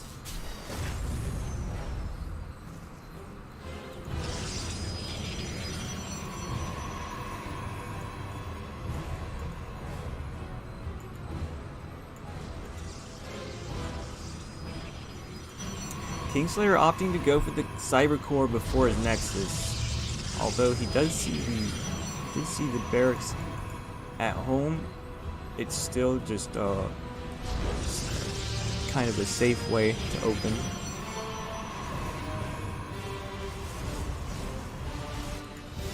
Because just because you see a barracks at home doesn't mean there's another barracks proxy somewhere on the map. Then all of a sudden 3 Reapers roll into your main and you wanted to get your Nexus before your Cyber Core, and you're in trouble.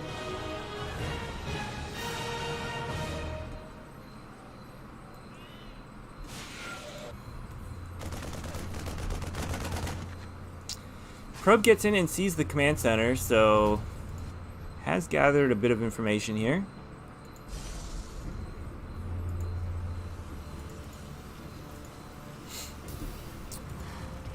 Okay, actually getting a second barracks before the starport. Not exactly a 2-1-1 build. I mean, not exactly the typical 2-1-1 build, although it's the same. 2 barracks, 1 factory, probably a starport somewhere in the near future.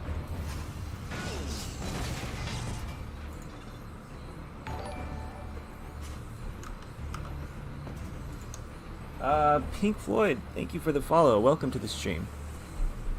Awesome name, I love that band.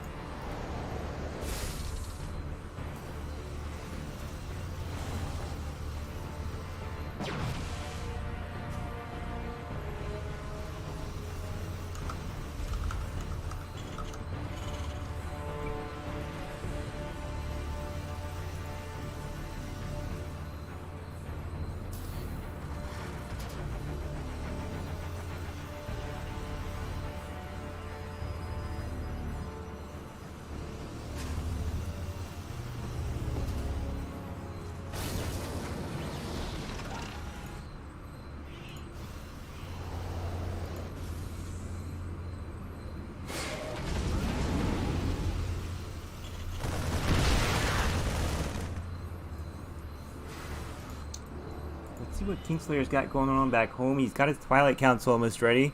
He's got 3 gateways already finished, and he's got a 5 stalkers. So it looks like he's probably going to go into blink. Oh no, charge. Okay. These stalkers could be kind of like a mind game, and then he goes into mass charge bots.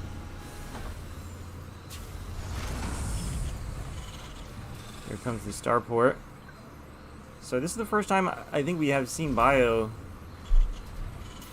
out of Fantasy. He's got a reactor on his factory, probably gonna and a 3rd barracks with a tech lab. So definitely Bio and Widow Mine. or Bio and Hellbats. Kingslayer dropping his third Nexus.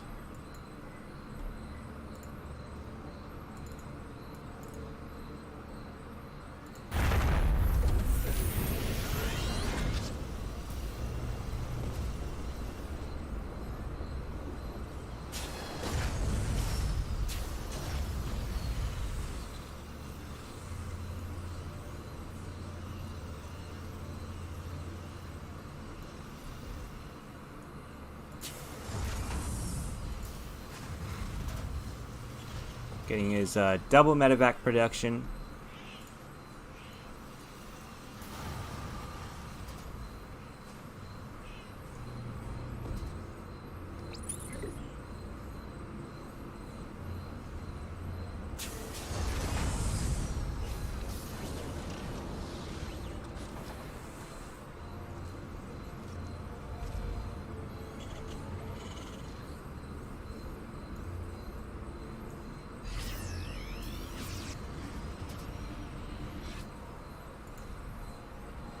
Stalker's gonna see this medevac rolling out. I don't think he caught. Okay, yeah, he did definitely see that. He definitely saw that army. I mean, yeah, the army move out underneath his observer. What's up, Doniet Jiggy? And wow, Dastan SC2 is now hosting the stream for 61 viewers. Hey, thank you very much. Welcome to the stream, guys. I hope your stream went well. Thank you very much for the follow. For the host and the follow. Very cool. We are into the semifinals of this tournament. It's an in-house tournament, and the total prize pool is $50, split between the top two. Okay, here we go. 2 tanks and a bunch of bio, but nice flank here with the charge lash. He's gonna get in and actually completely destroy this, I think. Well, there's still a lot of bio left over.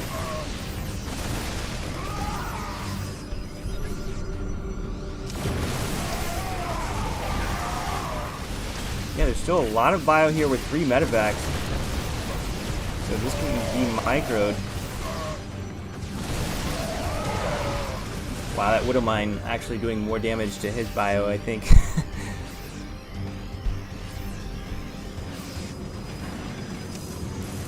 Liberator joining in, more Widowmines, and I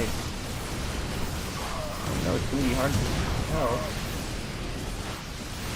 Okay, I think Kingslayer has finally defended this for now.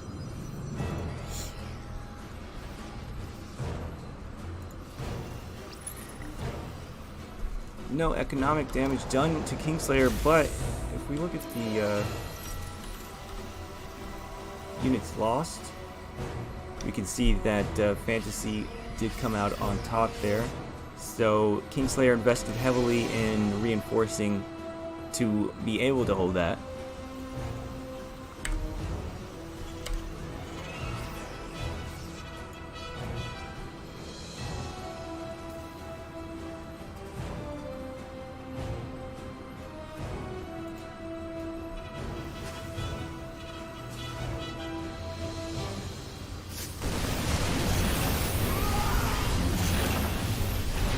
A little bit of a double-pronged attack here, getting 2 SCVs.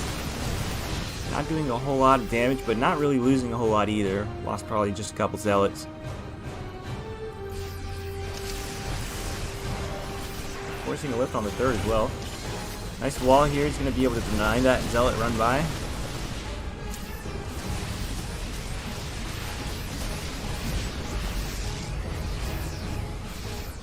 Oh, and a big warping in the main as well.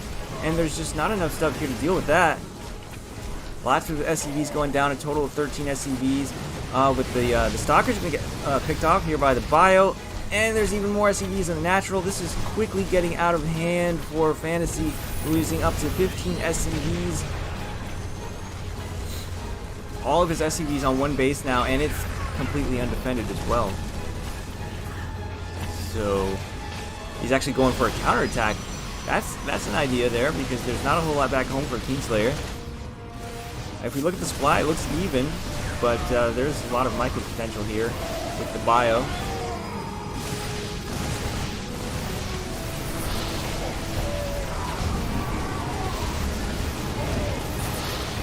nice force fields. It looks like he might be able to clean this up here. But meanwhile, Fantasy's base is in shambles. All 3 bases being decimated by Zealots. He still has a hefty amount of workers, though. Meanwhile, Kingslayer has cleaned up his side of the map. Oh. Fantasy desperately trying to stabilize here. Still has all 3 orbitals though, and still even on worker count. So, it may look bad, but it's still pretty even, I'd say. High Templars being warped in. Unfortunately, they don't have Storm, so all they had were their auto attack. Which is actually probably,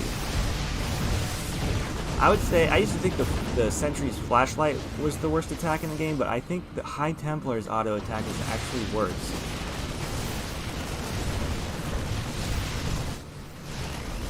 Okay, dropping this bio over here on the 3rd base, so this is definitely going to go down.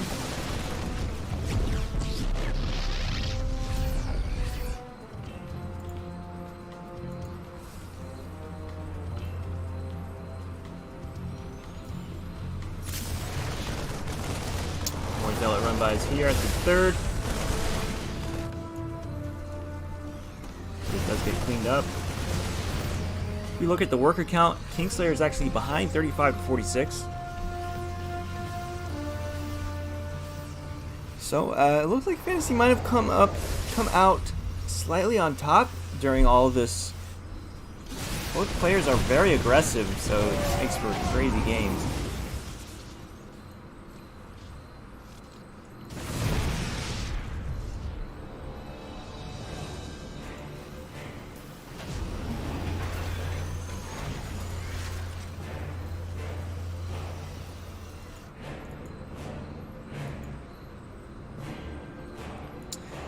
Alright, so Fantasy going for a drop. Meanwhile, Kingslayer's main army is going across the map. Is he going to try and go for a one whole big attack to the front? I mean, I think that actually could do some damage here. There's 2 Liberators though, but yeah, he doesn't have any Stalkers. Big drop into the Kingslayer's main. There's absolutely no units here to defend. Actually, there's no units on his side of the map almost at all. So Kingslayer's going to have to go all in with this army, and unfortunately I don't think he has enough.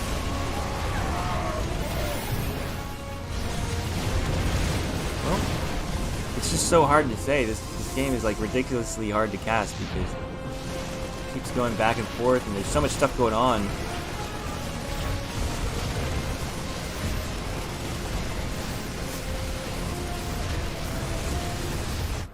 Is he gonna be able to hold it home? I don't believe so. This is a base trade, definitely a base trade. He's got some bio here, but nice EMPs as well. So wow, yeah, really nice really nicely executed there. But I think Kingslayer just barely has enough, or not. I don't know. Like I said, just like. So hard to call anything in that game,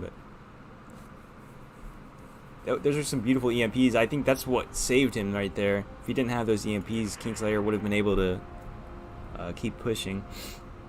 Okay, so Fantasy takes the 2-0, and he will be the first player in the grand finals, advancing all the way from the winner's bracket, never hitting the loser's bracket. That means that once we get to the grand finals, then he will get a 1-point advantage for coming from the winner's bracket.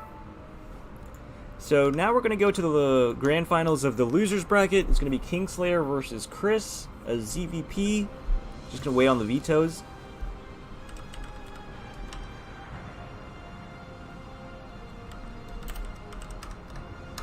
And I'm just going to use the bathroom real quick. I'll be right back.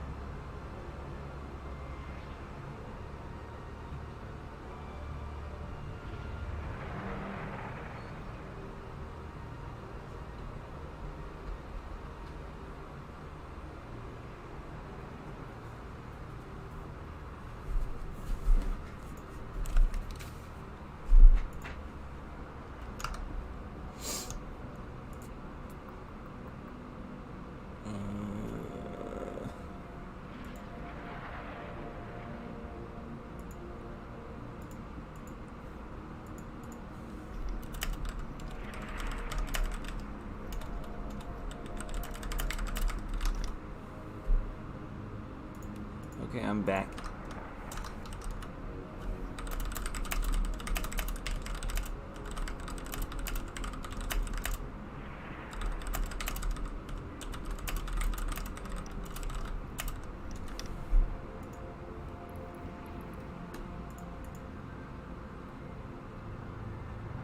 Yeah, jersey is pretty sick. I agree. We just got those jerseys done. They are available to the players. So we just started shipping them out. There's another one that kind of looks like it, except it has some maroon in there too. It's like maroon, black, and yellow.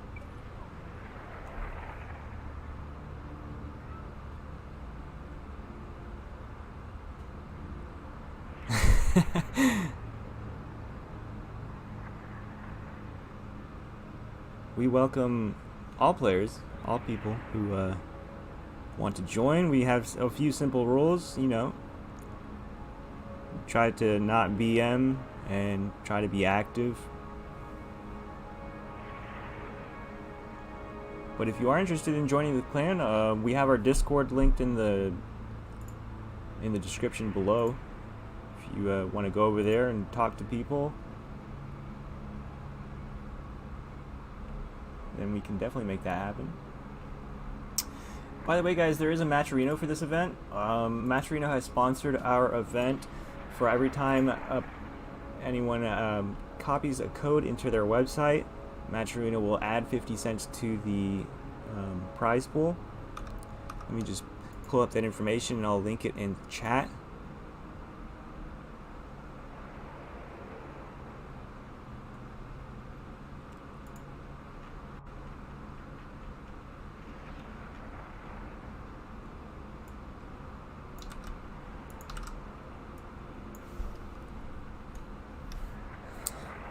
Thank you, Snoopy. Yeah, it's actually ridiculously easy to do that. You just click on the link and it takes like 30 seconds. You click on the link, you click log in, and you can log in with your Twitch, Battle.net account, Twitter, Gmail, I think.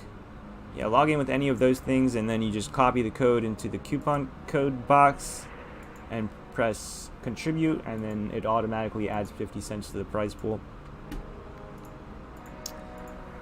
Okay, I'm sorry. The players are here trying to get me to go. Okay. Got a little distracted there, but no worries.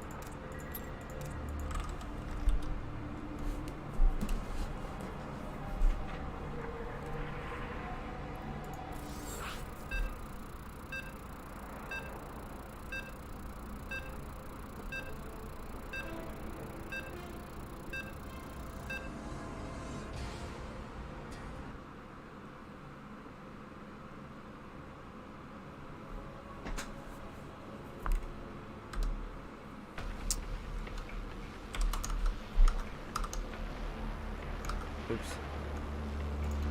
So wait, this is the best of 3. It's the losers bracket grand finals. Alright, so spawning in the bottom left hand corner of the map, we have the green Zerg, hailing from EU. His name is Chris. I think he's Romanian. And spawning in the top right hand corner of the map, hailing from Canada, his name is Kingslayer.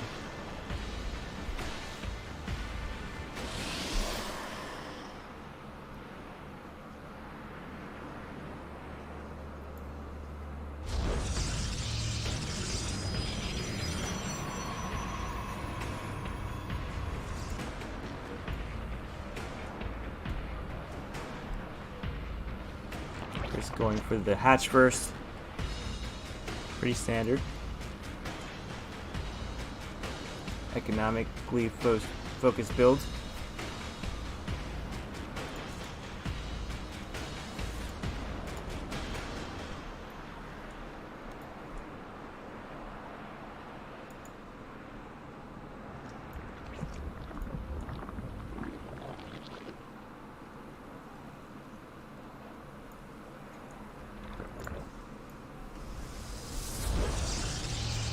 And a 1 gate expand from Kingslayer.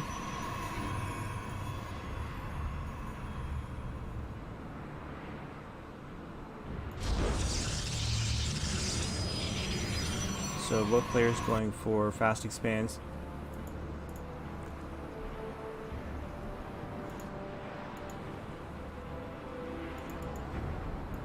A quick third hatch and it gets immediately scouted by the probe.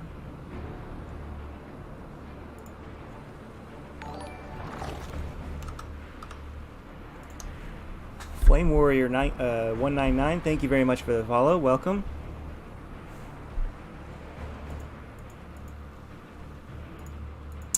Yeah, guys, if you're new to the channel, we do bring tons of content to the channel. We have events several times a week, almost every day, really. Sometimes more than one a day.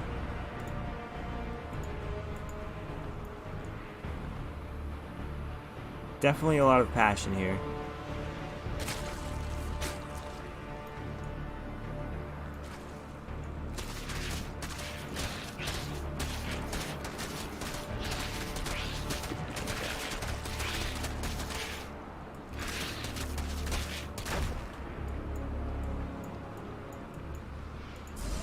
See what we got going on back home. Kingslayer with the Stargate. And Warp Gate halfway finished.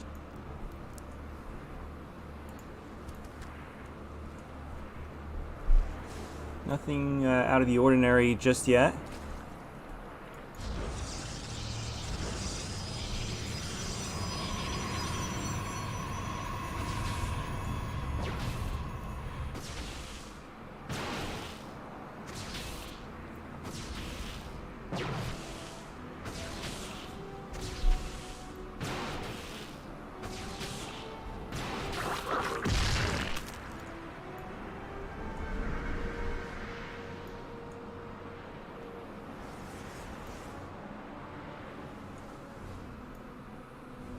Alright, Ling's poking at the front.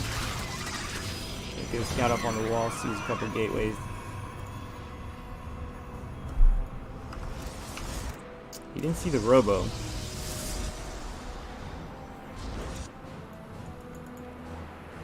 Roach Warren on the way.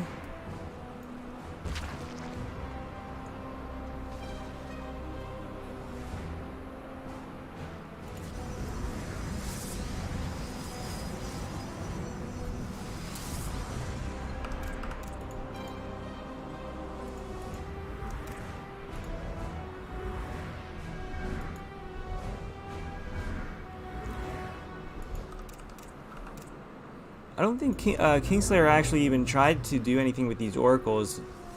And, perhaps he was expecting like a 3-base all-in. But he's keeping them patrolling at home. So he's going to try and take his third now. And he's adding a Templar Archives and a couple more gateways. So going to be getting into towards that late game.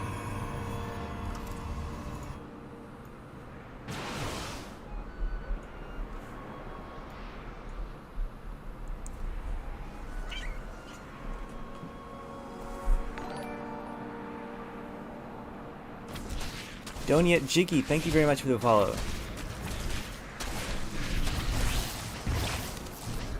So some Lings running around, just kind of poking around to see what they can see, and which is not a whole lot because, well, the text back here, I think he probably saw the robo. No, he didn't see the robo, he saw the Twilight.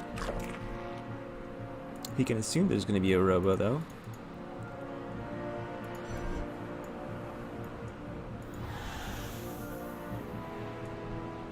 Okay, double Archon drop, heading towards the main.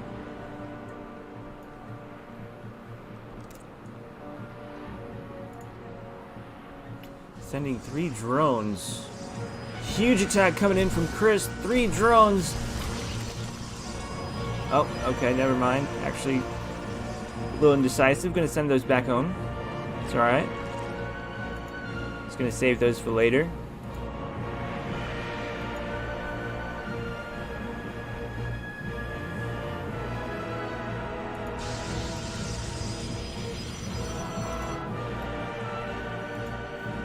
And Kingslayer actually going back home with the Archons.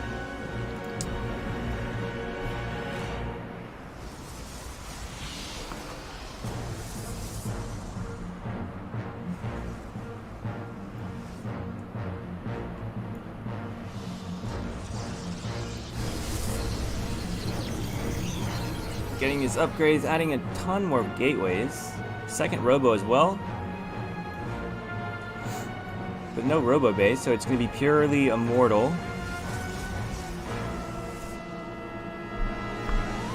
Which are very good against roaches.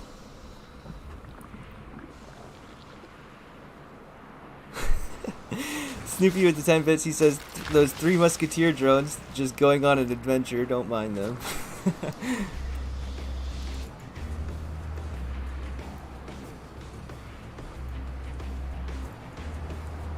Yeah, I can't really talk. I do that stuff all the time. Like, I'll accidentally lift my command center. Not even like in the middle of the game, like towards the beginning. When there's like nothing going on. So I definitely can't talk.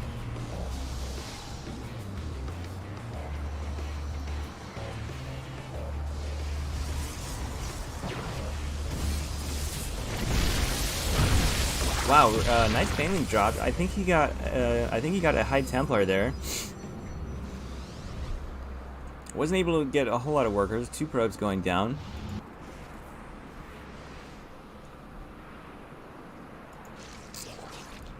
Chris is just massing up an army back home. Lots of Ravagers and Lings.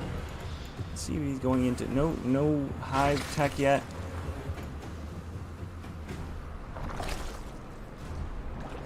He does have his Baneling speed though.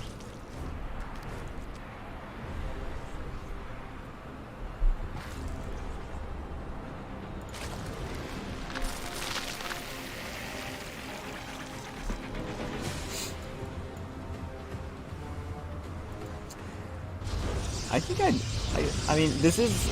Oh, it's a best of 3. I was going to say, because the losers bracket is really best of 1, so that could be why both players are being, like, super safe, but it's actually a best of 3, so...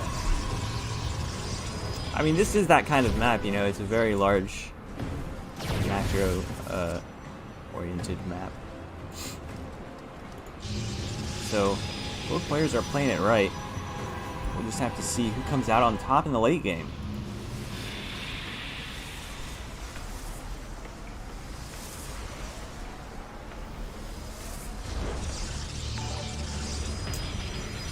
J Novak 125, thank you very much for the follow. Welcome to the stream.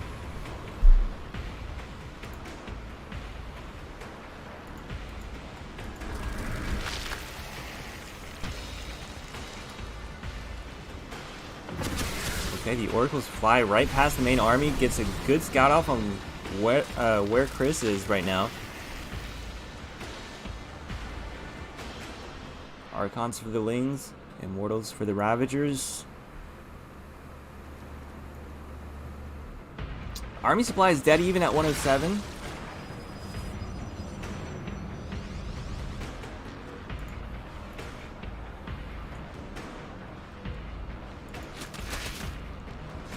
Nice catch there. He caught that little zealot run by that was over there.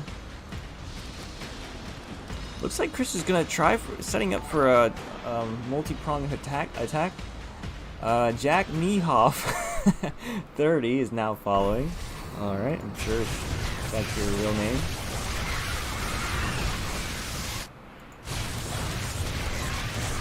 Alright, so yeah, a little bit of a double-pronged attack here. He's got his army split up. So far only killing units though. Meanwhile on the other side of the map, we have a zealot run by here at Chris's expansion.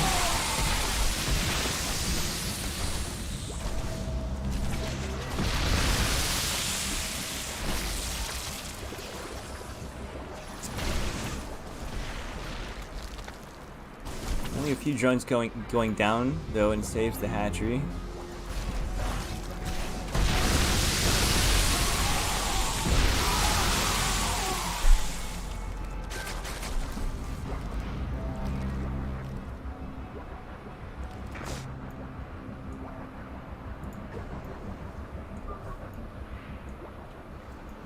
He's going to be adding in a warp prism. Oh, actually, he already has a warp prism. I was going to say maybe he planned on going for a big attack.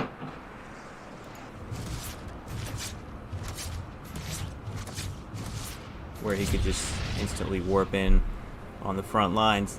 That can be very deadly. I think that's actually what he's going to go for.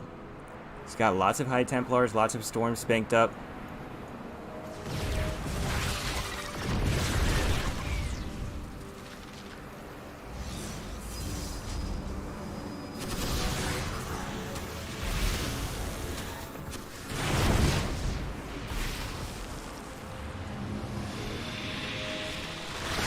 Alright, nice. Chris has this really nice spread on his army, but it's so hard to pull these types of engagements off, because sometimes like a piece of your army starts attacking and the other piece is like not there yet. It's really micro intensive. This is looking pretty scary for Chris, honestly, here. There's so many Archons. High Templars in the back, keeping those safe. Kingslayer's just rolling through right now, taking out a hatchery.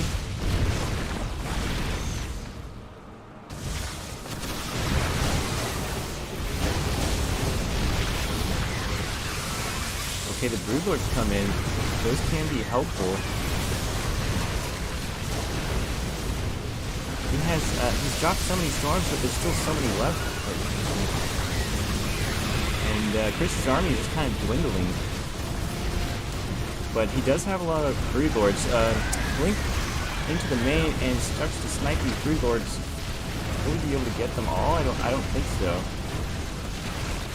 Actually, yeah, there's more army down here.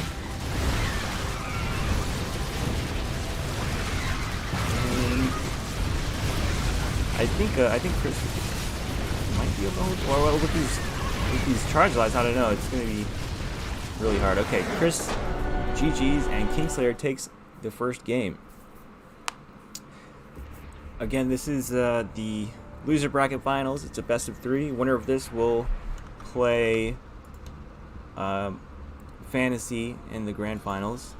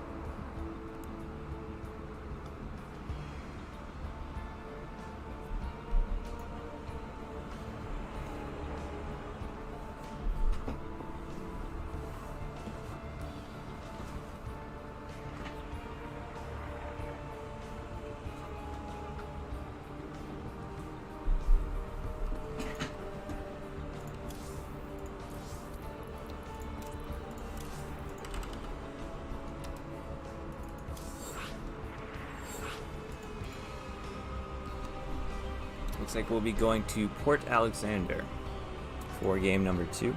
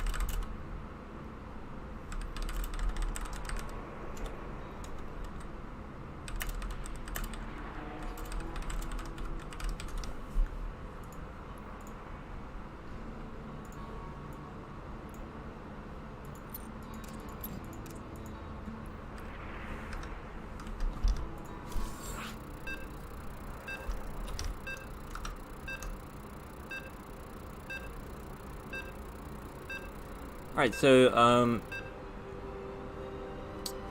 our finalist is actually from EU, so it's like super late over there. He's asking to do the grand finals tomorrow. I mean, if he has to go, then I guess we'll have to do that, but I'm gonna have to ask his opponent.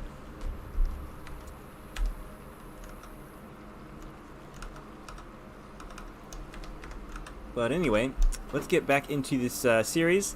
It is 1-0. There is a 1-0 lead for Kingslayer.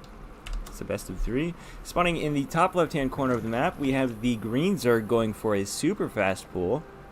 His name is Chris. And spawning in the bottom right-hand corner of the map, we have the pink Protoss. Currently up 1 point in the series. His name is Kingslayer.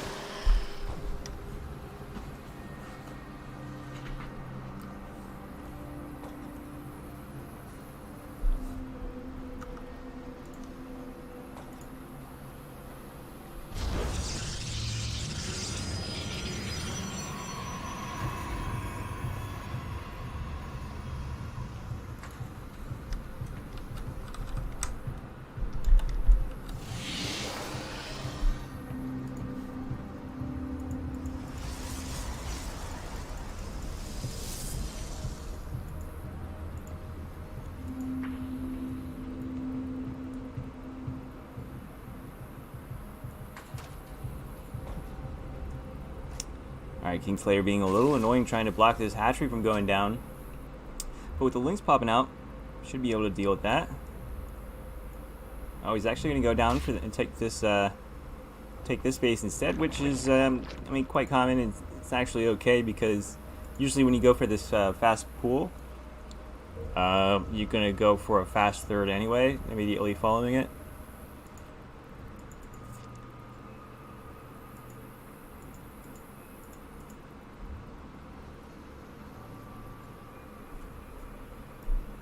So links are here, and there's a zealot about to pop out, but I mean, the Zerglings get in.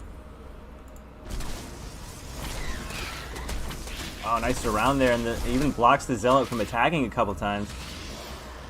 Zealot gets into this little nook here, but I mean, it's so low on health, it's actually going to have to step in to try and delay this pylon from going down.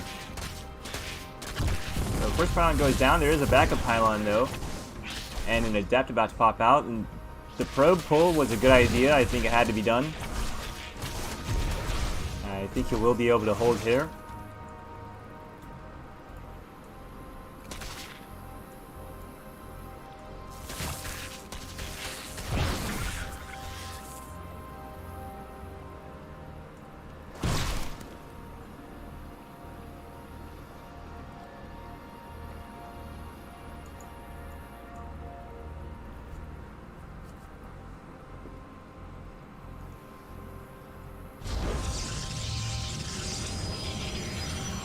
And there's that fast third for Chris.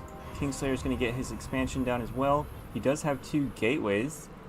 I wonder if he's going to plan on trying any, well, I was going to say aggression, but he's queuing up 2 sentries.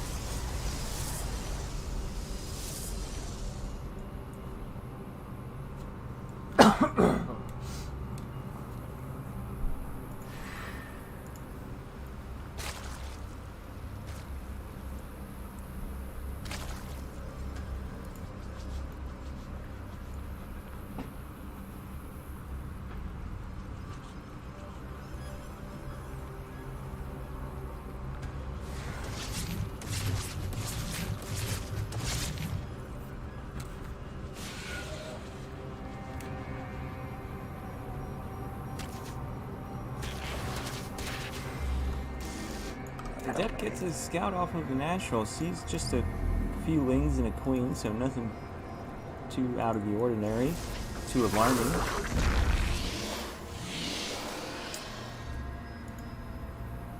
Does get out of there. Robo going down for Kingslayer at the natural. So far, that's his only tech. Meanwhile, back home for Chris, he's just droning up, getting a Roach Warren and a metabolic boost.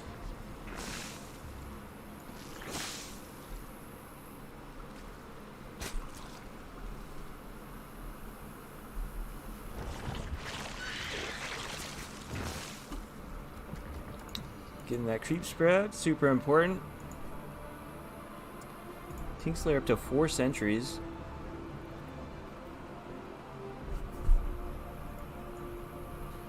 It's a good idea to get those sentries early so you can start racking up the energy.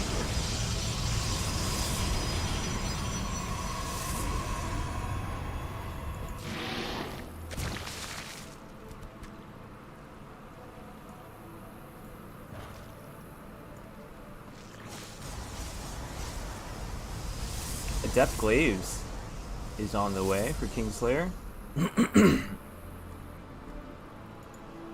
And an Immortal.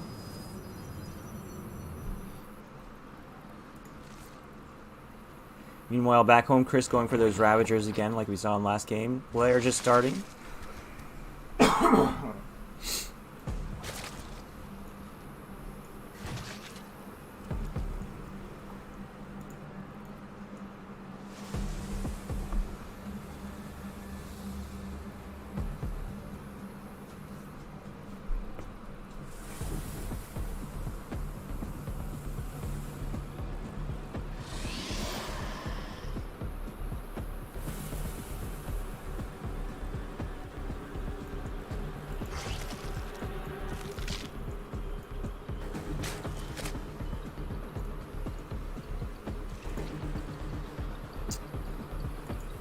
Chris does have some map control with these lings. He's going to be able to tell if Kingslayer tries to move out or if he tries to take a third. So just by having these lings here, it's actually telling him a lot of information. Doesn't quite know what Kingslayer is doing exactly, but I mean, he could tell that there could be something coming. I mean, could be some aggression coming. So give him at least enough information to prepare for something.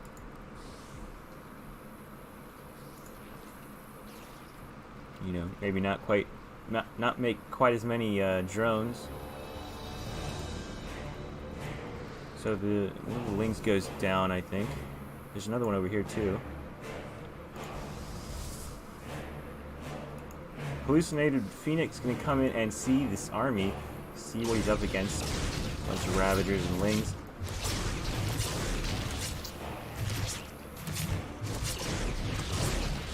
He does see the lair as well. Looks like he's gonna be moving out. He's got his Adept Glaives upgrade, the War Prism, tons of Adepts being warped in, tons of sentries. Look at how many force fields that is. Oh my god, that is like 11, 12 sentries.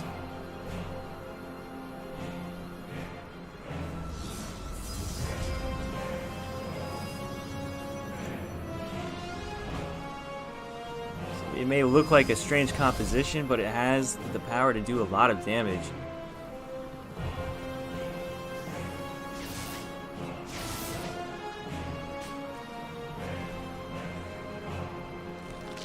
If you look at the army supply, Chris is actually almost double, 105 to 67.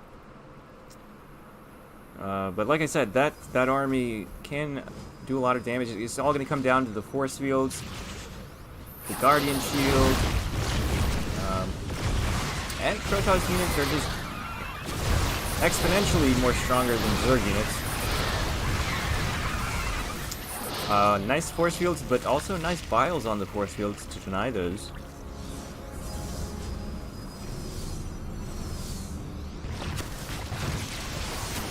Zoom out a little bit. Wow, perfect force field wall there.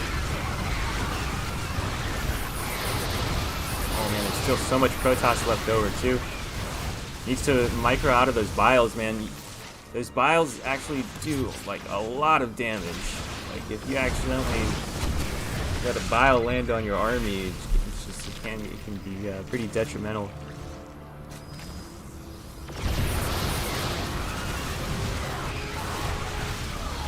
Couple good biles getting off on the Immortal. Depths are just super tanky though.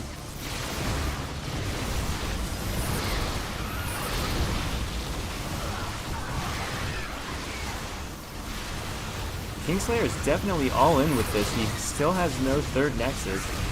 Oh, but he gets the warp prism. That's going to be huge. Now he's going to have to do with what he has. I think Chris has actually been able to hold. If he can kind of micro... Actually, he gets caught by these lings. So it looks like his army is going to go down. If we look at the numbers, Chris is still kind of low on drones. It's 41 to 43. So, I mean, the game is... I would say Chris is definitely ahead right now. I mean, he's clearly ahead on supply. He's ahead on bases. But not that far ahead. His third base isn't even saturated. He's just starting to saturate it now.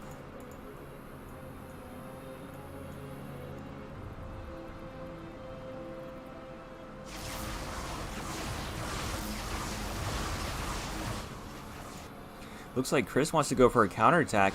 He definitely does have the army supplies, 69 to 22, but he's going to be fighting against the Protoss with the defender's advantage. He has this wall, and he has these choke points that he can take advantage of. We got the Warp Prism with those vials, and I believe he also got some units that were warping in. Wow, okay, so Chris takes game number 2 and ties it up.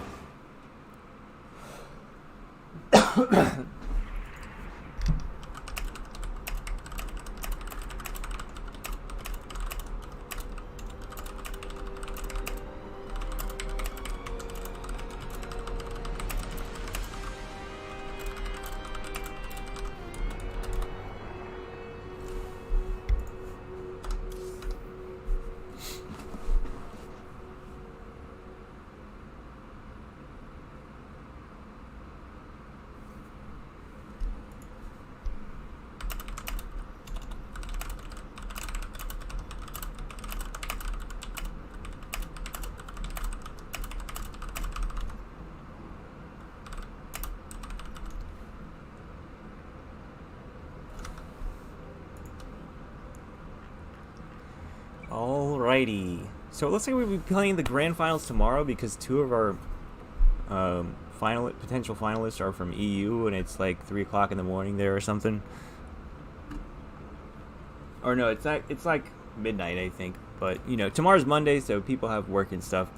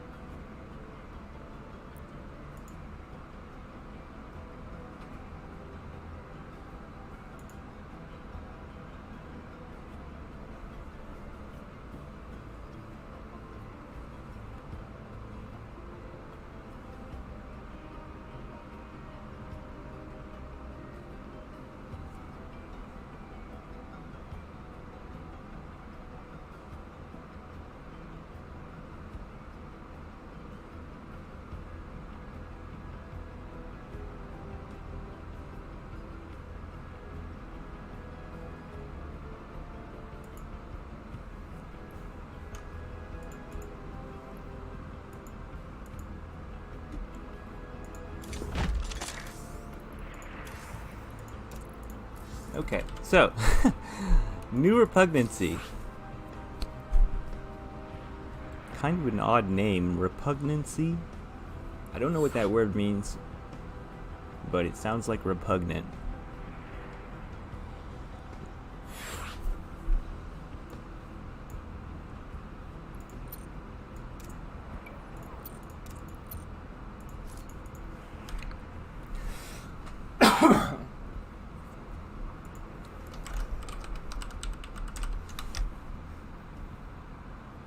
It means inconsistency or incompatibility of ideas or statements. Cool.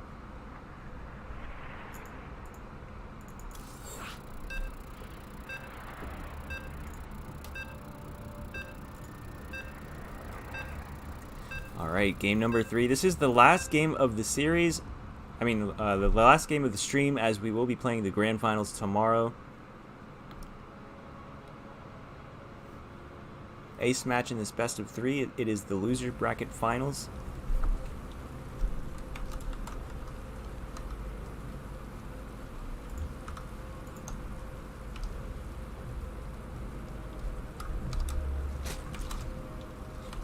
Okay. Spawning in the bottom left-hand corner of the map, we have the green Zerg. His name is Chris, hailing from Romania. And spawning in the top right-hand corner of the map, we have the pink Protoss from Canada. His name is Kingslayer.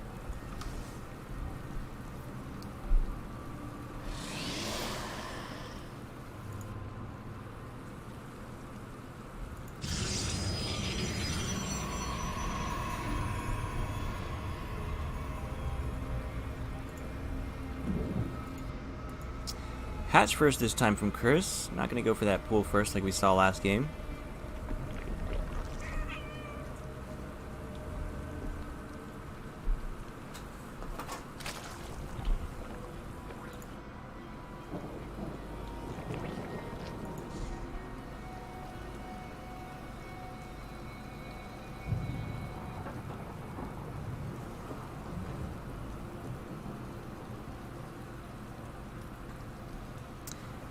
Yeah, we had some Terrans earlier in the tournament.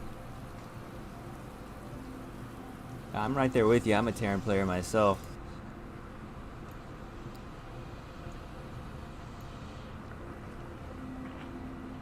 Oh, actually, yeah, our grand finalist is a Terran, so that will be tomorrow.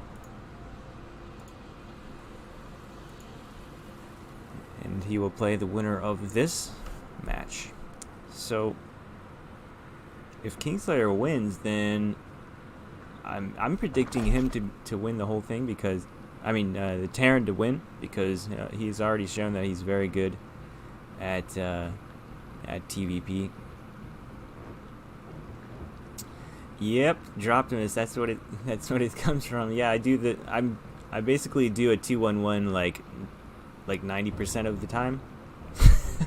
It's like my favorite build. I've done it thousands of times, and I still fuck it up every time, though.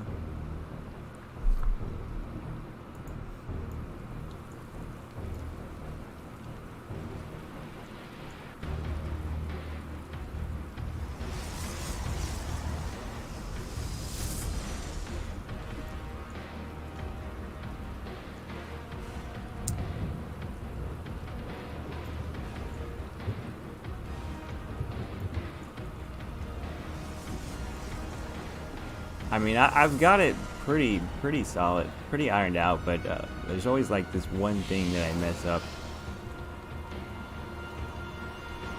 I usually drop around between like 5:15 and 5:30.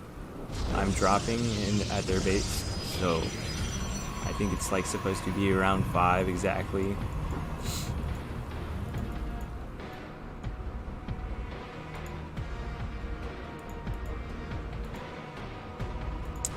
But anyway,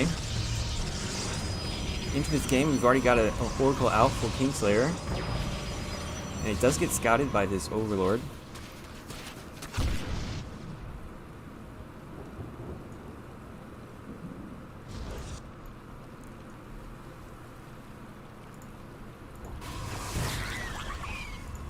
Back home for Chris, he's just droning up for now. He's got his 3 hatches up.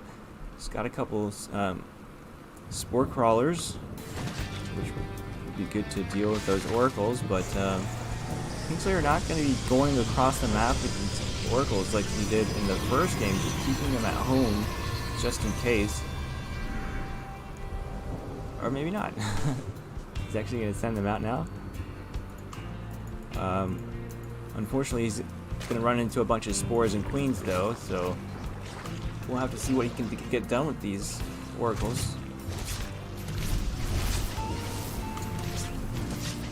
Might actually get this queen. Yep, definitely does get the queen. Is he gonna get another one?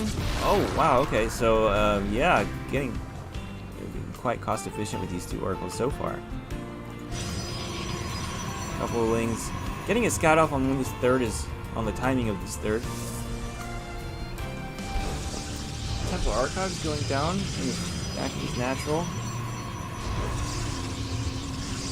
Couple more gateways as well. He's got his robe on his Twilight Council as well, so it looks like he's going to be going into a standard ground-based army.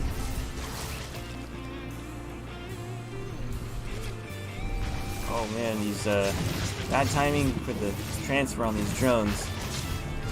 Getting about 4 of those, and getting out with both oracles. Kingslayer finding a lot of damage so far this game.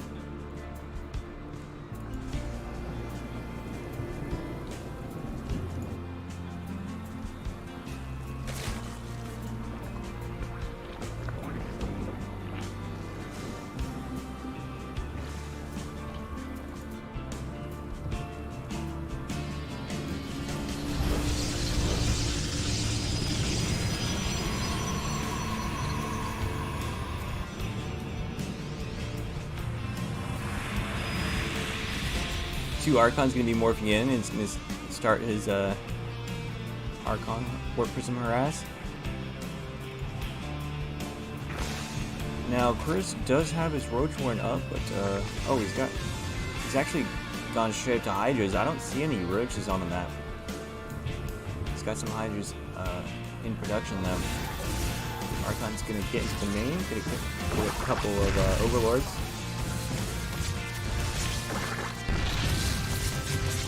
Quickest way to deal with this type of harass is to actually just go straight for the Warp Prism, because that might happen. You get a whole bunch of Zealots warping in, and these Zealots are kind of just streaming in one by one. There's not a whole lot of Zerg here. I don't think Chris was expecting this. He's going to be losing a lot of drones here, definitely losing the Queen. A couple more Hydras coming out now, so you can start to poke away at these units. Oh my goodness, so many more charge lines being warped in.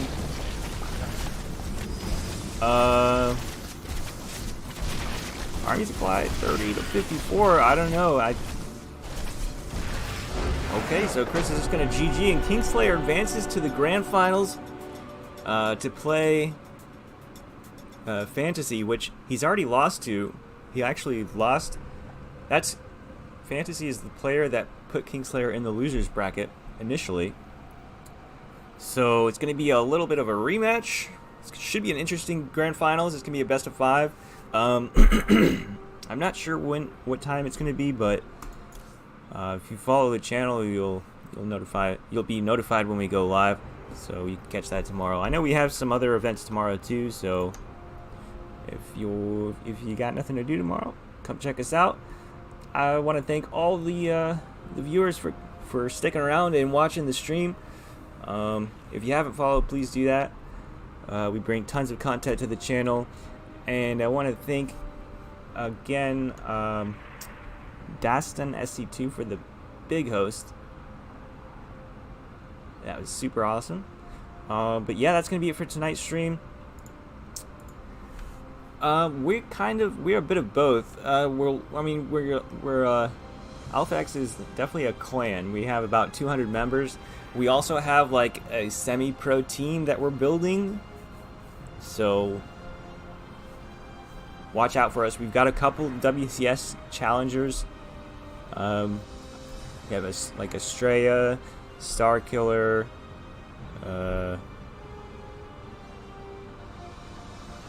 Light, and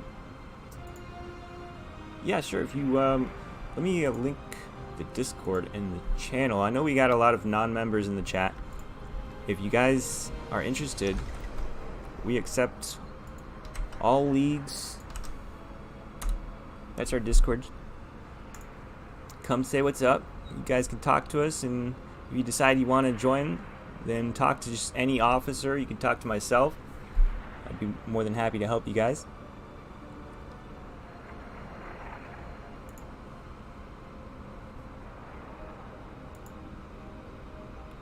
Yep. Alright, so that's going to be it for tonight's stream. Let me go ahead and just plug the next event so that you guys know the next time we go live.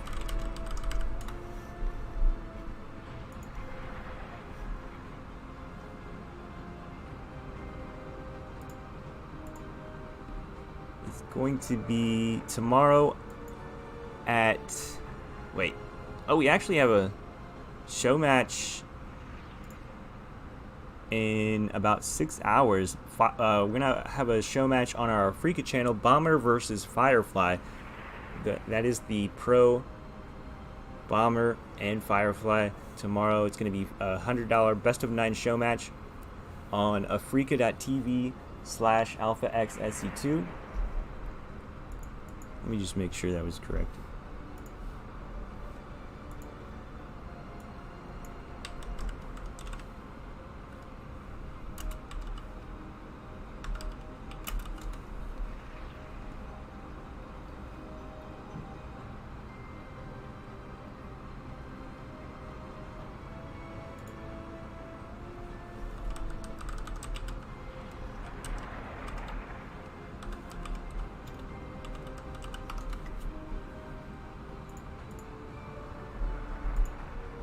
Oh, okay. Wait. It says it's 12 a.m. February 11th.